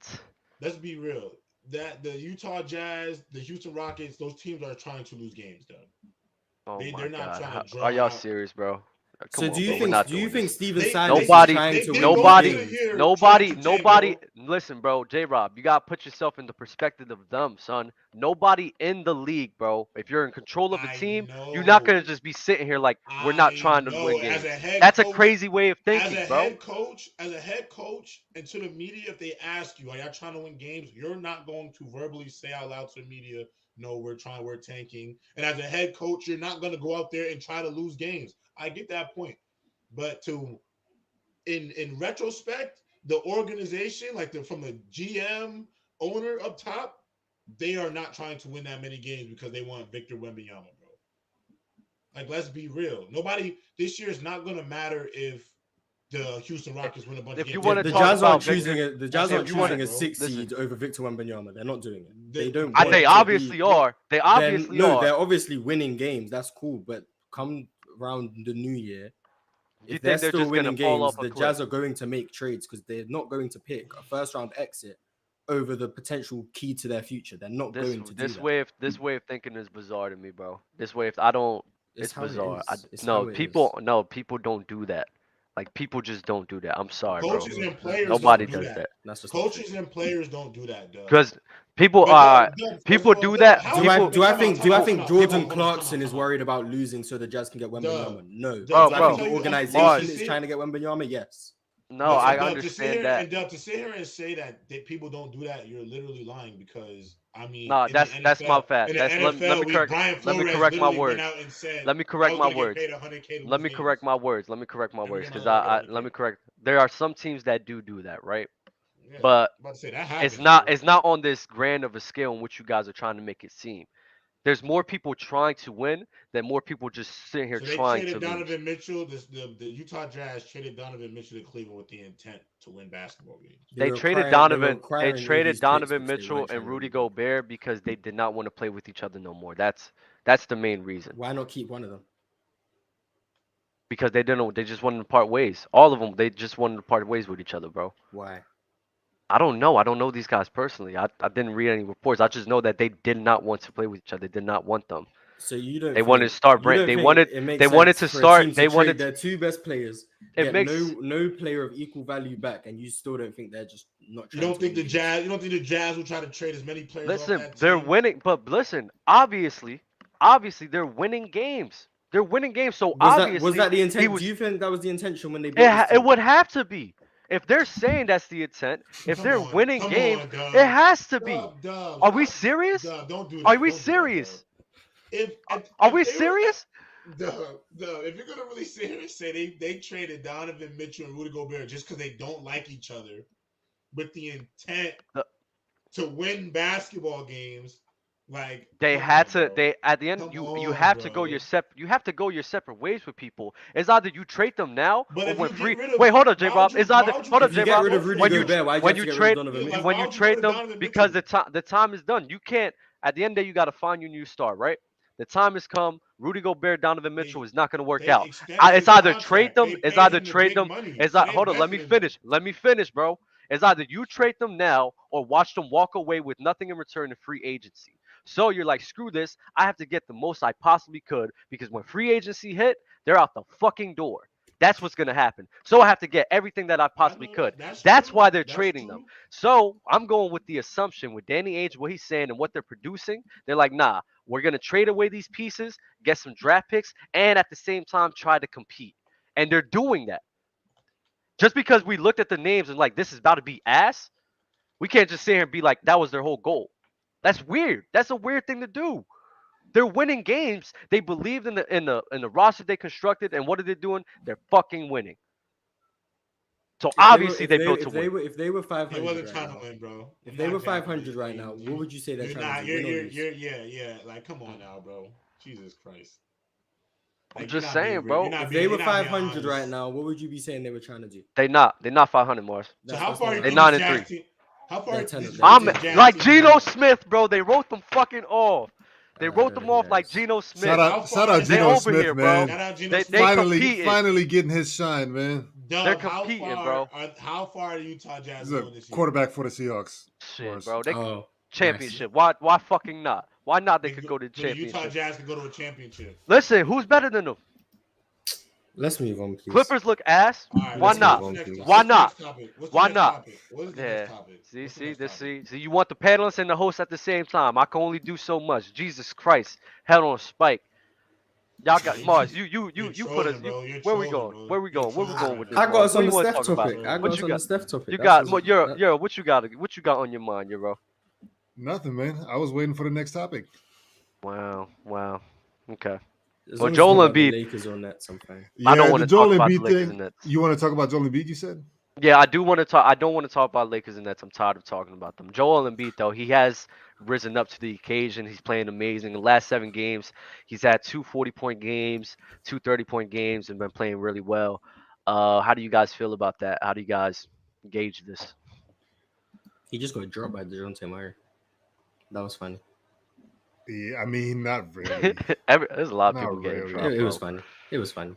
it was funny, but I don't know. I just feel like, man, it's that over exaggeration of a highlight. Like, no, come on, man. Like, that don't really get the respect like that. It's not like Yeah, Ben it Simmons wasn't. got dropped, Yeah, like yeah. where he made his fucking legs fold up like a pretzel. Like, that was different. Ben You know what I mean? Simmons has been way But whatever. overwatched. Ben Simmons has been As way far as overwatched Embiid this though, year. at the beginning of the season before they started playing, we had this thing going around where everybody, put in their predictions for MVP and all this other stuff. And I said Embiid is going to be MVP, regardless of how he's playing now. If he's going to, turn up some more or have a slump, I'm not going to change it. Like I'm never going to change up. You know what I mean? Just because of injury or whatever the case may be. And my bad. I shouldn't have said injury. I didn't want to put that out in the universe. But yeah, man. Like, I mean, he was my early preseason candidate for MVP.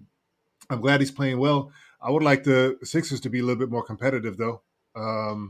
Because I would like to have them legitimately in a conversation with like Milwaukee and Boston, as a potential team that can come out of the East. But again, still early. We'll see.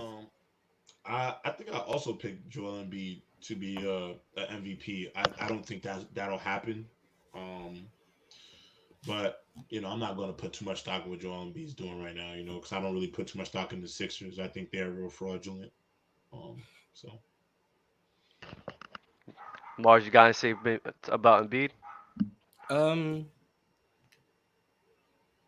He's been kind of what I didn't expect him to like take a jump in his game. He's been kind of what I expected to start the season.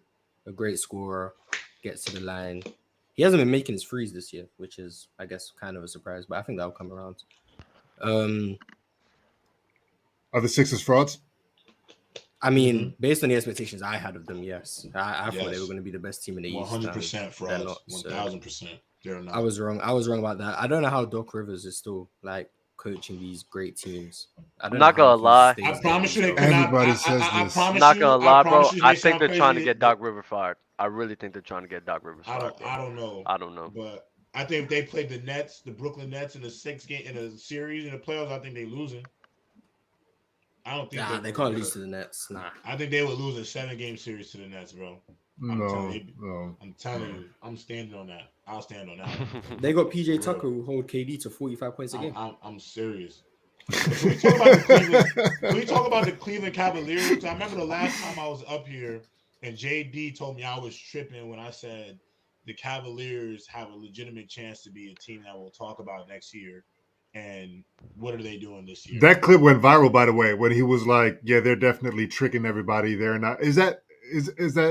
Did he say that about the Cavs or the Jazz? I think it was the Cavs, though. Yeah, it was the the Cavs. because he And behind him, and I'm not gonna. And it's crazy. Big It's piece of crazy shit. because the Cleveland Cavaliers right now is on a 3-game losing streak. They lost to the Clippers, the Kings, and the Warriors. And it seems as if they may be losing steam a little bit. They're about to face the Timberwolves. So how you guys feel about that was Cavs? bound to They're on a happen. road trip. They That's a need that road though. trip. That's a new they're on a team, road trip. completely new, and they need that. Those growing pains in their system. They also got unlucky against Golden State because Clay got away with a filthy illegal screen at the end of the game. But that's right. Clay just gets away with fouls at the end of games now, I guess. So I don't know what that's about. But so yeah, they were kind of unlucky in that game. So by the way, Isaac Okoro is maybe the worst offensive player in the NBA. Just so you guys know. Worse than James Wiseman. Worse than Matisse Thybulle? Worse than Rudy Gobert. It's him and Matisse Thybulle were like neck and neck. They're the same person to me, except Matisse Thybulle was better on defense. But on offense, they're the exact same. Both terrible. I like Thybulle. I like him too defensively. I like him defensively. Yeah, offensively, he's not doing much for me. But I'll say Okoro is the worst offensive player in the NBA. Like, aren't they like working him out the rotation? I mean, it's kind of hard to play someone who can't make a free, can't finish at the rim, can't cut, can't handle the ball, can't pass. Like, he's useless on offense. And then he's on the court for defense, but then it's 4-on-5 offensively. It's like an Andre Roberson effect. It's like, how much can you really play when on the other end we're playing 4 against 5? So I agree. That's why Matisse Thybulle doesn't play that much as well. Because you can't do nothing with that. You can't not be a factor on the offensive end. You just can't. That 4-on-5 shit can't work no more. All you have to do is be able to make the corner free. If he could do that, he can play. But you can't. At what clip? What about Killian Hayes? What does Right. making a Right. corner three mean? If you Like you 30, can make like it, 32%, right? Like If 32, you can make it at 34%. 30, if you can make it at 38%, you valid. Nah, 38% is he'd really start good. if you could make it at 38%. He'd start If he can make the three at 38%. 38% in the corner, if he make the corner three at 38%, he'll be more viable. I don't know because the corner three is like the More easiest shot viable. in the game, so I don't want to That'd say be great. 35%, but you got like But that's what I'm 38% saying, is he's OD. But what I'm saying From the is, corner, I'm saying not he'd be more really. For the viable. corner, He'd be though. more Corner, my viable bad, my because bad. I'm talking about the corner three, not from the whole. Okay. Because at least you could put him in the corner That's still and he elite. could shoot. But he could shoot exactly. So at least he could stand in the corner on offense and be a legitimate threat because they'll. Nah, but the point I'm making is like 38% is like elite. I think anybody who's a 3-and-D guy, 38%, they're gonna just have him there. I think if we're talking about where he needs to improve on to be realistic, 32 to 34% is an area where I would go more. At the He's Where at 0% right now. at the 3, yeah. Does he have 0% from the 3? He hasn't made one. He hasn't made one the whole season? That's what I'm seeing. Let me make sure. I ain't gonna lie. Well, I'll say this. Holy shit. Isaac Okoro, he's a real athlete. He could go to the NFL if the NBA. I'm just saying, he's shit. He's 0 for 12. I ain't gonna lie. Some of these athletic basketball players, I'm not trying to be funny. Like a lot of these guys be tripping. They should just go play football. Zion Wilson. Real shit. Like Zion. Me and Mars freak talking about it on athlete dudes, Open Gym, go bro. play football, bro. Straight up, go to the NFL. Zion They'll give you the Williamson, workout. bro. What you said, Mars? You said he don't have a right and shit. He doesn't have a Who's right hand. Zion? He can't play defense. All he can do is either catch Zion? it or make a left hand layup. That's Oh all yeah, he can do. you disrespectful. It's Here not. we go. He can't do it. He's Here not. go That, the he's not that disrespect. good. Here go He's not the that good. disrespect. Here go the disrespect. Zion second- is not that good. You mean? Is Zion not that He's good? not the best player on his team. Like not even close. Who the best player on Ingram that is- team? Brandon Ingram is BI. clearly the best player on that team. Like Is easily. CJ McCollum better than him too? No. I'd no. entertain the conversation. Don't come I on. think I think Zion's better. I think Zion's better. You But I'd have to entertain prove the your conversation. point. Don't jack that, bro. No, I think Zion Zion's is better, but I would OD, entertain the bro. conversation. Zion's not that good. He's not. Unfortunately. Yo, y'all not I'm His not gonna lie, defense- J-Rob. he's Didn't he allowed- average like he's- 27 and Zion. 7 last season or some shit like that? I'm You can rocking average with 27 Zion, and 7 bro. and still not I'm be rocking with that him. great. You mean not be that great in terms of like compared to what people are saying about him, or He's not, you're he's just not talking an about? all NBA level player. He's not better than like a Pascal Siakam. He's not better than Jaylen Brown. He's not better than De'Aaron Fox. He's not better than SGA. So you have Zion. I don't even think he's better than. because we know how you feel about Jaylen Brown. I don't think Zion is better than Desmond Bain. That's how far I'll go. Oof. I don't think Zion's better than Desmond Bain. Ooh. And I don't know. If We that's want a to hot talk take about or not, but one-dimensional. Zion Williamson is one-dimensional as hell. Zion Williamson is just he's not. And good what would at Desmond many Bain be things. without the three ball? What? He'd If we still- talk about one what if He's still dimensional, good at players, he's bro. still good at getting to the rim. He Nah. still plays good defense. Nah, He's nah, still a you're good not gonna passer. He sit been there getting and to call- the you're not cup. gonna- Bain but been what getting I'm to the saying cup. is- Yeah, No, what I'm Desmond Bain What being I'm like saying considered is, someone who just the relies reason on why the I free. bring up That's his not three true. balls because you just called Zion one dimensional. I don't think that's fair. Because he's On good top, at What can he? What because can he's Zion good do at a besides specific finish with his area, left hand? If you're good at a specific area in Besides basketball, finish with that his don't left make hand, you what can Zion Williamson do? one-dimensional, bro. What can he Yo, do besides the besides left finish hand. with his left hand? Yo, What The can he do? left hand crazy, shit is bro. hilarious. He's not a good passer. He's not a good rebounder. He's not a good defender. He's not. Bro, he's an he can't inside shoot. scorer. That's his game. He's an inside scorer. That's always been his Yeah, game. he's good at finishing with his left hand. Like I said, He's an inside scorer. He's not just finishing with his left hand, bro. scoring inside Lob with what? His threat. left hand. He's a lob threat. Yeah, Come he's a on, lob bro. threat. I think as he gets more in shape, still keeps cutting, he'll be a better defender. He'll be a better two-way player. Be more dominant because he's still a freak athlete.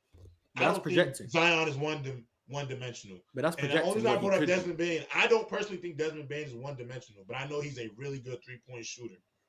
So I'm just saying, if you took that away from him, is he one-dimensional? Because I just think I just don't. I mean, think if you wanted to do fair that, assumption of Zion. you take away Zion's Zion's not ability. one-dimensional, bro. You take away Zion's ability to finish at the rim, and you take away Desmond Bain's 3-point shot. One wouldn't be in the NBA. I don't like doing those arguments, but one of them wouldn't be in the NBA. That's my facts. That's God. facts. If Zion Williamson finished around the rim like Isaac Okoro, he wouldn't be in the NBA. He I doesn't think provide Okoro's any good other football. value. He's not a good defender, bro. He doesn't He's provide terrible. a good level of defensively. He's playmaking. not even not a good defender. He's terrible defensively. He's terrible, He's bro. He's atrocious, and he's not a good passer. He's not a great playmaker. He can't shoot. He doesn't even set good screens. Like I don't know what he My does. son. He need to go on the averaging football 23 field, Rob. He need to My go on the son's football averaging field, J. 23, Rob, and 6, go and start 3, hitting bro. people, bro. He's That's averaging what he 20. needs to start doing. He's averaging 23, 6, and 4 assists, bro. Desmond Bain is averaging That's all 25, I know, 5, and bro. 5. Desmond Bain's That's all I averaging know, 25, bro. 5, and 5 on This is an 45% NBA from player, three. bro. He's doing this thing. I'm not. Yeah, he's a good NBA player. I'm not saying he's Zion is terrible. him, bro. I'm not saying he's terrible. I'm not saying he's like one of the worst players in the NBA. He's not a top 20 player. He's not a top 25 player. I think Zion is also not really an on-ball defender either. I think if he was a better help side defender, like a Kevin Durant type, I think you'd get more value out Hey, of him. Mars. He's not even good at that. Mars, let me But ask I'm you. saying if you got better what at tier? that, I think you'll get more value out of him at that spot. Mars, what tier? You said Desmond Bain is better. What tier is Zion Williamson? And like, what players do you associate himself with? He said that Jaylen Brown is better. We know how he feels about Jaylen Brown. Jaylen Brown's better than him. Desmond Bain.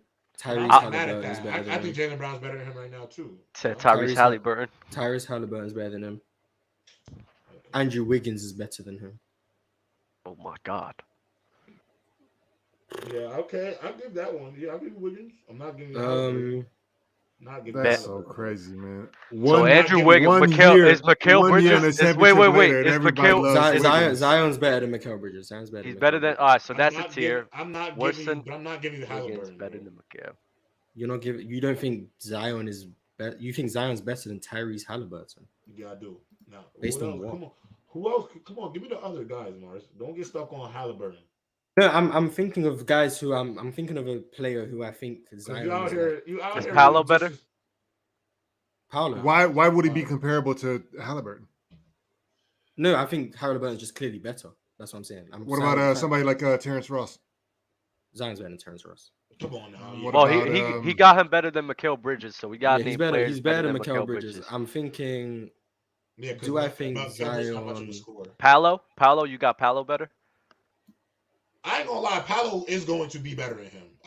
Paolo's fire. I love Paolo. Fire. I ain't gonna lie, Paolo Banchero.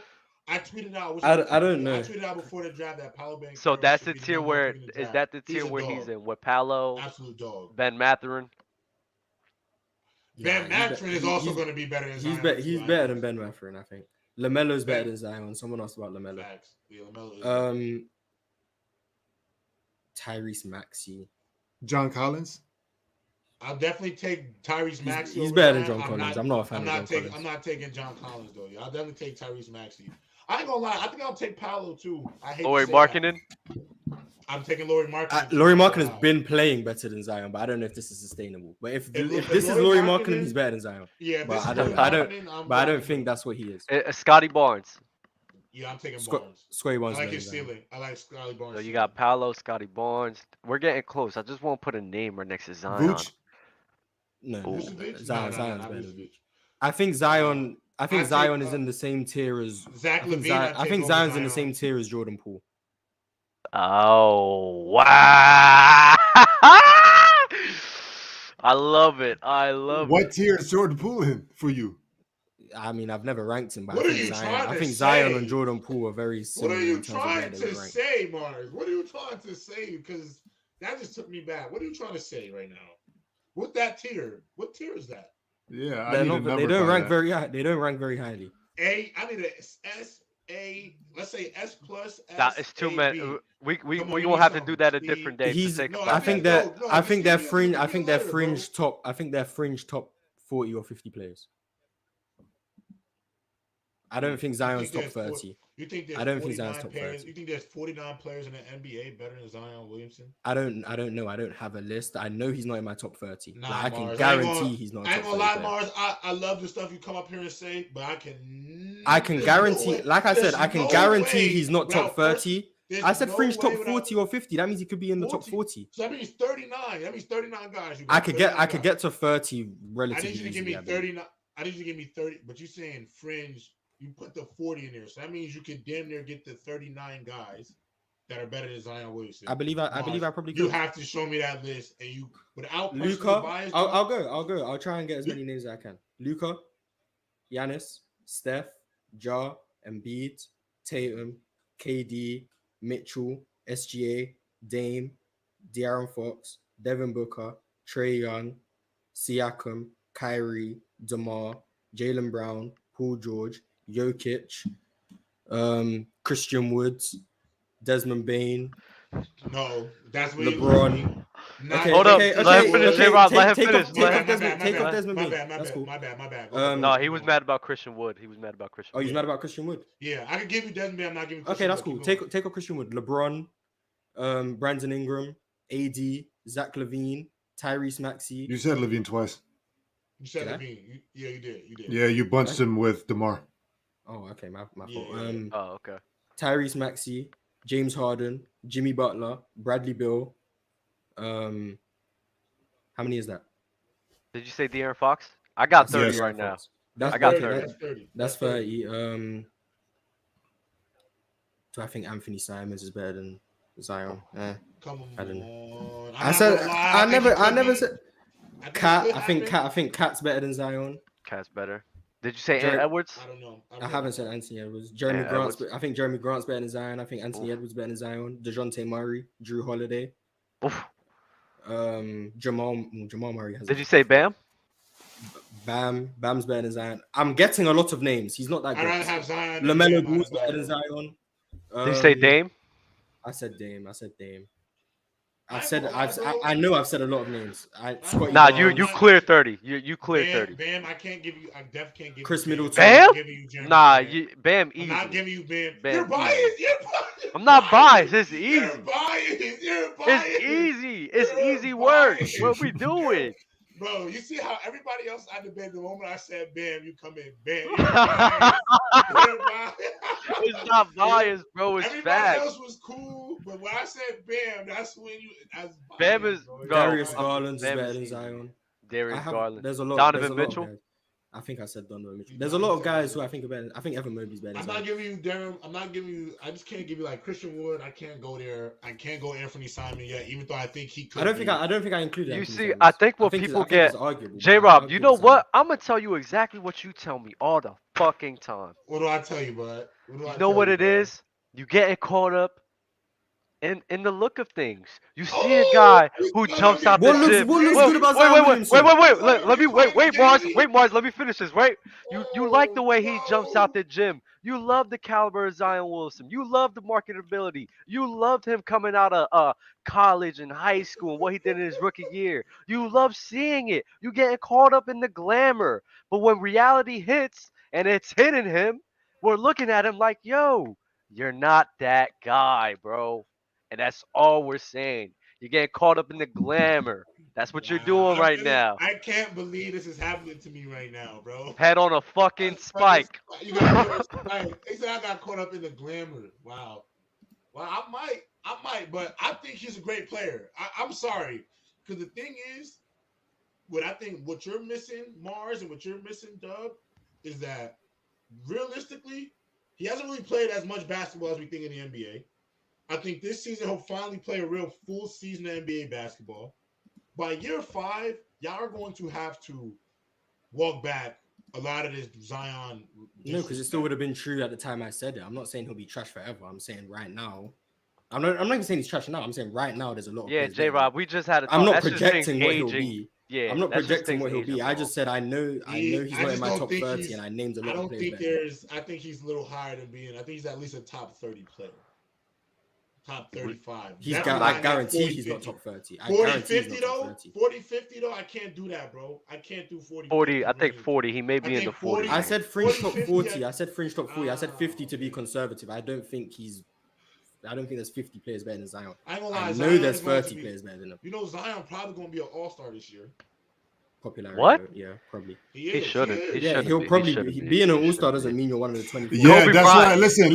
This is why I 23, said 64 is not an all-star. J-Rob. 23, This is why I 64 said is an Vooch all-star. because No, Vooch that's obviously was fine, an but all-star. you can be an all-star and not be one of the 24 best players in the NBA. That's exactly why I said Goran Vooch name up Dragic. in there. Goran Mike Dragic Conley was- made an all-star But game Vucevic, like a I year guess ago. Vucevic, No, no. but Vucevic is like a top 50 player. Though. Mike Conley made an All-Star game when he was on Utah. Yeah, like 2021. But I think he was an but all-star. Mars is saying that Zion is better than him. Zion's better than Vucevic. And Vucevic isn't top 50. I don't think. Vucevic ain't that good. Yeah, no, Vucevic we're is not better. talking about the top 50 no more. We're just talking about like the all-star nod. And I'm talking about Vucevic in that year. So that's Oh, what I back said. in That's why I Orlando. said top, yeah, that's why I'm saying he was What? top Why 50. I'm would y'all talking do about that? because he's saying that Vucevic was an all-star. Oh, I That's did. why I I'm didn't not. say No, Chris. he I was. didn't say He Chris wasn't. Paul. He was in Chicago But already I when he don't know. was an all-star. I Chris Paul's think. been kind of trash. No, he was in Orlando when he won. When he was an all-star. Wasn't in. He wasn't in. I think so. Like the bubble, yeah, I think he was an all star. I didn't say a few guys. I didn't say Rudy Gobert. I didn't say Draymond Green. Didn't say Andrew Hey, Wiggins. and if you're Yeah, watching now this, that first 30 like though, the that damn first 30 video. names, I couldn't dispute the first 30 though. I will admit because Goodley just said you didn't dispute the first 30. I'm like, okay, yeah, you got me there. I think that last 10 though, Zion fits somewhere in that mix. I just saw that in the chat. Super chat from James. I'm not gonna try to say your last name, but James 23, bro. Nic Claxton MIP. Listen, a lot of hate that Nic Claxton get. I love what I've seen from him this year. A lot. He had a lot of effort. He's improved a bit. He's doing the best he could in a shit How's he situation, you shooting know. at the free throw line? I mean, that's Not not what great. I wasn't talking about that. I was talking about other things, but He's been a like, good rebounder and like topside rim protector though. yeah, like what the fuck? That's one of the Why things would you bring a free throw line, bro? because I feel like the other Because the stuff. free I feel like throws the what other made stuff. him borderline unplayable in the playoffs. Yeah, because I last ain't gonna lie, everything else, Dub, honestly, and this is my, the rebounding, the blocks, like everything that Nic Claxton is doing, I expected him to do that. That's obviously the type of player that he is and what they need him to be. So that doesn't surprise me. But to like Mars just said, there was something in his game that literally made him a liability being on the basketball court. Okay. And that is something, obviously. I mean, look at Ben Simmons. He's still kind of a liability offensively out there for the Nets. Like those things make you sometimes unplayable, bro. And so that's why I brought up his Okay. free throw Okay. shooting. Yeah. Not to discredit his game. I do think he's improved, but I think that was the biggest thing to me from what I seen a year ago. Okay. I understand that way of thinking. How about you, Euro? About Clax. Yeah. I mean, I'm just like I said, man. I'm pro player, man. I love anytime you see a significant improvement and a jump. I like it. I think the free throw thing is valid as hell because to Mars's point and to Jared's point, you can do all of this stuff, on the court and improve or whatever. But when it gets, when the going gets tough or whatever, and people can't rely on you, to make a free throw. Defenses or offenses are going to exploit that, you know what I mean? Or defenses are going to exploit that, you know what I mean? And then you become unplayable. And if you've been playing extremely well and played yourself into a role that the team depends on, and then you're out the mix because you can't get it done on the free throw line, that hurts badly. You know what I'm saying? And I don't think the Nets are in a position where they can like afford that kind of stuff. So yeah, man, like I like his improvement. Like to see that on the free throw line as well, though. Yeah, 39% from the line is crazy. Yeah. Yeah, that's abysmal. I'm not gonna J Rob. abysmal. That's J like Rob, Ben when Wallace you levels. when you brought that up, I was like, oh, why'd you ask that question? I'm like, what the Nah, fuck? I'm trying to yeah, pick because this guy up, and you asked that question. because that's a serious problem though. Like, Ben Simmons is going to become unplayable for the Nets when the playoffs come. He's Them unplayable games- now. When them games come to the fourth quarter, and it's a 5-point game, bro. Ben Simmons, I tell you, is unplayable too. They're gonna I have two I players. tell you what, man, he play. might become unplayable in the regular season still because if they are looking at like, are we even going to make the playoffs? Like, let's just say that, you know what I mean? If they're a fringe playoff team, playing team, or whatever, and they really, really need W's, and Ben Simmons is that type of liability, pair him with Nic Claxton being the free throw liability that he is. You know what I'm saying? I'll be real with you. They should be really considering if everything they're saying about the Nets, Josiah still trying to win games and all that, and everything that me and Mars assume about the Utah Jazz organization, the Nets need to give up their first picks, go get Lauri Markkanen, go get another center, make some trades, fill some needs that you lack on your team, and help that team tank. Because if you give up a team Nic Claxton and Ben Simmons, you'll get that number one pick in the draft.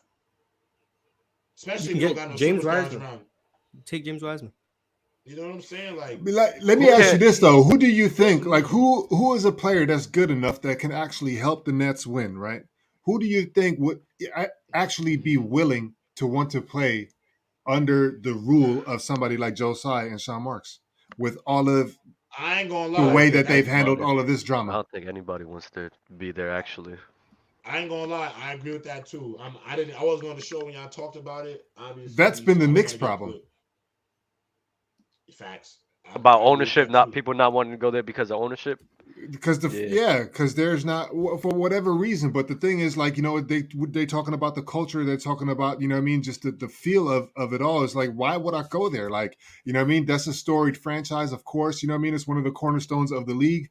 But that was a past time. You know what I'm saying? That was what the league Long was time back ago. then. Like, Yeah. KD said it when I think it was like after his first year in Brooklyn. Somebody sat him down and was like, "Yo, why didn't you consider going to the Knicks if you're going to Brooklyn?" And he was just like, "Bro, like everything that people are saying about the Knicks and how great it is and shit like that, that shit was in the 70s and 80s, maybe up to the 90s. But the 90s, they, all they did was lose. Well, they lost all throughout the 80s as well. You know what I'm saying? Because the last time that they won anything was in the early 70s. But he was just like, bro, like to the younger generation, like nobody gives a fuck about the Knicks. Nobody that is active in the league right now, and even like their older brothers or like their dads and shit like that, have ever witnessed the Knicks being a winning franchise, like Or win in a terms of like champion. getting Yeah. shit done. They may have Nah, had some not at good all. teams, but you know what I'm saying? So he was like, why the fuck would I want to go to the Knicks? And Brooklyn, because they have that same baggage, you know what I mean, where they've been asked in Jersey, you know what I New mean, for all them Jersey. years. Mm-hmm. They dragged all that Yep. shit to Brooklyn. You know what I'm saying? And Joe Tsai is not doing himself any favors and stuff like that. They run a real risk of just being one of them staple teams where players just don't want to, Well, they don't want to well, fuck with it. well, I'll be real with you. I'll be real with you. In terms of like a basketball move and as an X's and O's move, I think I would do business with Utah because they're trying to tank and on just a service level. But I agree with your point. I don't think people want to go to the Brooklyn Nets after what happened with this whole Kyrie Irving situation. I think after the apology, the list of other things he had to do to be reinstated into the league, I don't think a lot of players like that. Personally, I'm gonna just be real with you. I don't, and I do think that was hard for a lot of people to stomach, and I do think that would make Brooklyn kind of a destination where people be like, I don't know if I'm going there. Do you have anything to say, or are you good? No. The super chat talked about most improved player. I know it's the beginning of the year, but who you guys think is a really good candidate for that award? Laurie Markkinen. Laurie. Hands down is Lori. um, Keldon Johnson, Maxi. Maxi, Maxi. Russell Westbrook. Oh What? wait, no, I'm thinking about 6 man. I'm thinking 6 man. My bad. No, you good. You good. Mars, how My bad. about you, bro? I'm trying to think. Anthony Simons was a good one. I think Tyrese Halliburton's taking a jump, but I also think that's just more opportunity. Um, SGA. I think SGA been hooping for a minute though. it's kind of hard to say I, anyone besides Larry Markkinen. I know, You but don't like SGA. Maxi? I like Maxi. I I'm mean, not. I don't know because to me Maxi's kind of like nothing he's doing is surprising. I don't know if that's what most improved is about. Like Larry Markkinen took a jump I didn't expect. Tyrese Maxey, he's still Tyrese Maxey to me. Yeah, no, Nah, I I feel agree. you. He's only I agree. I think producing the more because storyline Harden's better. not there. I think that SGA I think is a phenomenal. I think is a phenomenal pick. SGA. Like But I this dude's also feel playing the same. SGA wild. is also But I feel the SGA is same also way. what I knew he I'm was not as well. surprised. Yeah, I'm not Yeah, like surprised by what Larry SGA is doing. Markkinen No is taking a scene. jump to look But like an I all-star mean, level player. SGA is just what I knew SGA was, I but now think he's the thing healthy. about the most but improved award is like you take a jump based off like out of obscurity. numbers. Like nobody expected you to be. That's Boom, you not go true. from being like a 10. Because Most of the most improved. John Morant won He was MIP. the only anomaly, bro. Yeah, He I was the hated only that. anomaly. I hated that. John Morant was the only anomaly But to that win shit that just award. happened. So I mean, why can't it happen But again with that was an Shea? but you know that was an anomaly too, bro. We all thought that was going to like But a Jordan yeah, Poole no, or I somebody like agree. that. I agree. But if that's the route they taken, I mean, why can't I say it could happen again with SGA? Because SGA No, is I think playing wild right now. I agree with you, but I think Laurie Markkinen is probably the shoe in to get the award right now, just because the Utah Jazz are literally he's the focal point of the team. Like he is like they are running that offense through Laurie, and they are significantly whatever we thought the Utah Jazz were going to be. If this is sustainable and continues, this is who they are going to like this kid, I don't know how he doesn't get this award. You know what I'm saying? Like, let's say the Jazz, Utah Jazz finish a top 5 seed in the West, maybe even top 4. He Boy, got to he's get that getting it. award, bro. Yeah, he got to get that award. If they finish as a top 4, you might as well give him the MVP. I was, real I was shit though. thinking I ain't about gonna it lie. too. Real shit though. He would need consideration for both awards, bro. Yeah, I want If the 6 man Utah of the Jazz, years. I want yo, MVPs. I need coach of the years. All going to one team. if the All of Utah it. Jazz That would be finish fire. at the top, that would be fire, bro. No, if That Utah would be Jazz fire. finish top 4, you would have to clean house. Coach of the year, MVP, Most improved. They would have to clean house, 6 bro. man. Jordan Clarkson would be a 2-time 6 man of the year. Like it would be, you would have to clean house in Utah, bro. It would, because that would be just ridiculous. Alright, man. Super chat from Goozit. I hope I said it right. Fave team on paper. Mine is 17-18 Cavs. No super team. Just favorite team. Favorite collection of guys. 2023 Houston Rockets. 22. I'm Yo, gonna go, what you got? I'm gonna go 2020. I'm gonna go 2024 Orlando Magic then. If that's what we're doing. If Oh, that's you what wow. we're I doing. like Vic- Orlando. They're gonna- Victor they're gonna Wembanyama. They're gonna have a death lineup soon. They're gonna have a death lineup in Disney World soon. You think the Orlando Magic are not getting the number 1 pick in the draft where Disney World had the bubble NBA to get Victor Wembanyama? Come on now, they're gonna turn Orlando into Disney NBA land, fellas. You got Bobo, Paolo, Bobo, yeah, Victor. Get prepared, man. Get your Mickey Mouse hats ready. Get them ready. I like the I like the Orlando Magic too, but like the Penny Orlando Magic, you know, him, Nick Anderson, 3D Scott, Shaq, Horace Grant, like those guys. And then 95. yeah, somewhere around there. And then even that those Miami teams, Tim Hardaway, Isaac Austin, Vashawn Leonard, like I like those too, man. They had some pretty dope games. I got a nasty one. That's just not a super team. Paul George, Hibbert, Granger, and them boys back in the day, them Pacers teams. Before they were 24 Paul George before the leg injury. Like 20. Granger was nice, man. Like 20, I want to say, what was that? Maybe 20, I like Danny 11, Granger a lot. Yeah, 2012. he was balling out. Balling out He's his one of the fucking best mind. players on 2K. If you remember Paul George's 2K, My Danny team. Granger was a monster, bro, in 2K. Ooh. Made no sense. Hold on. Alright. Well, like the damn video, bro. We got 378 people here, bro. Like the damn video. Great 2 hours, man. Mars, J-Rob, Euro, you guys got any final words before we head out? Keep James Wiseman out the rotation. Tough. I got no words. I got a gesture though. Dub. Salute to y'all. Salute Mars, to get y'all. the fucking salute. Mars, up, bro. get the fucking salute Mars, up. Bro, get the you want to salute. E-fist dub all fucking day, but you don't want to do Nah, this, man. we're gonna end the show like this, fellas. Enjoy the video. Like the video on the way out. Y'all be Peace. easy, man.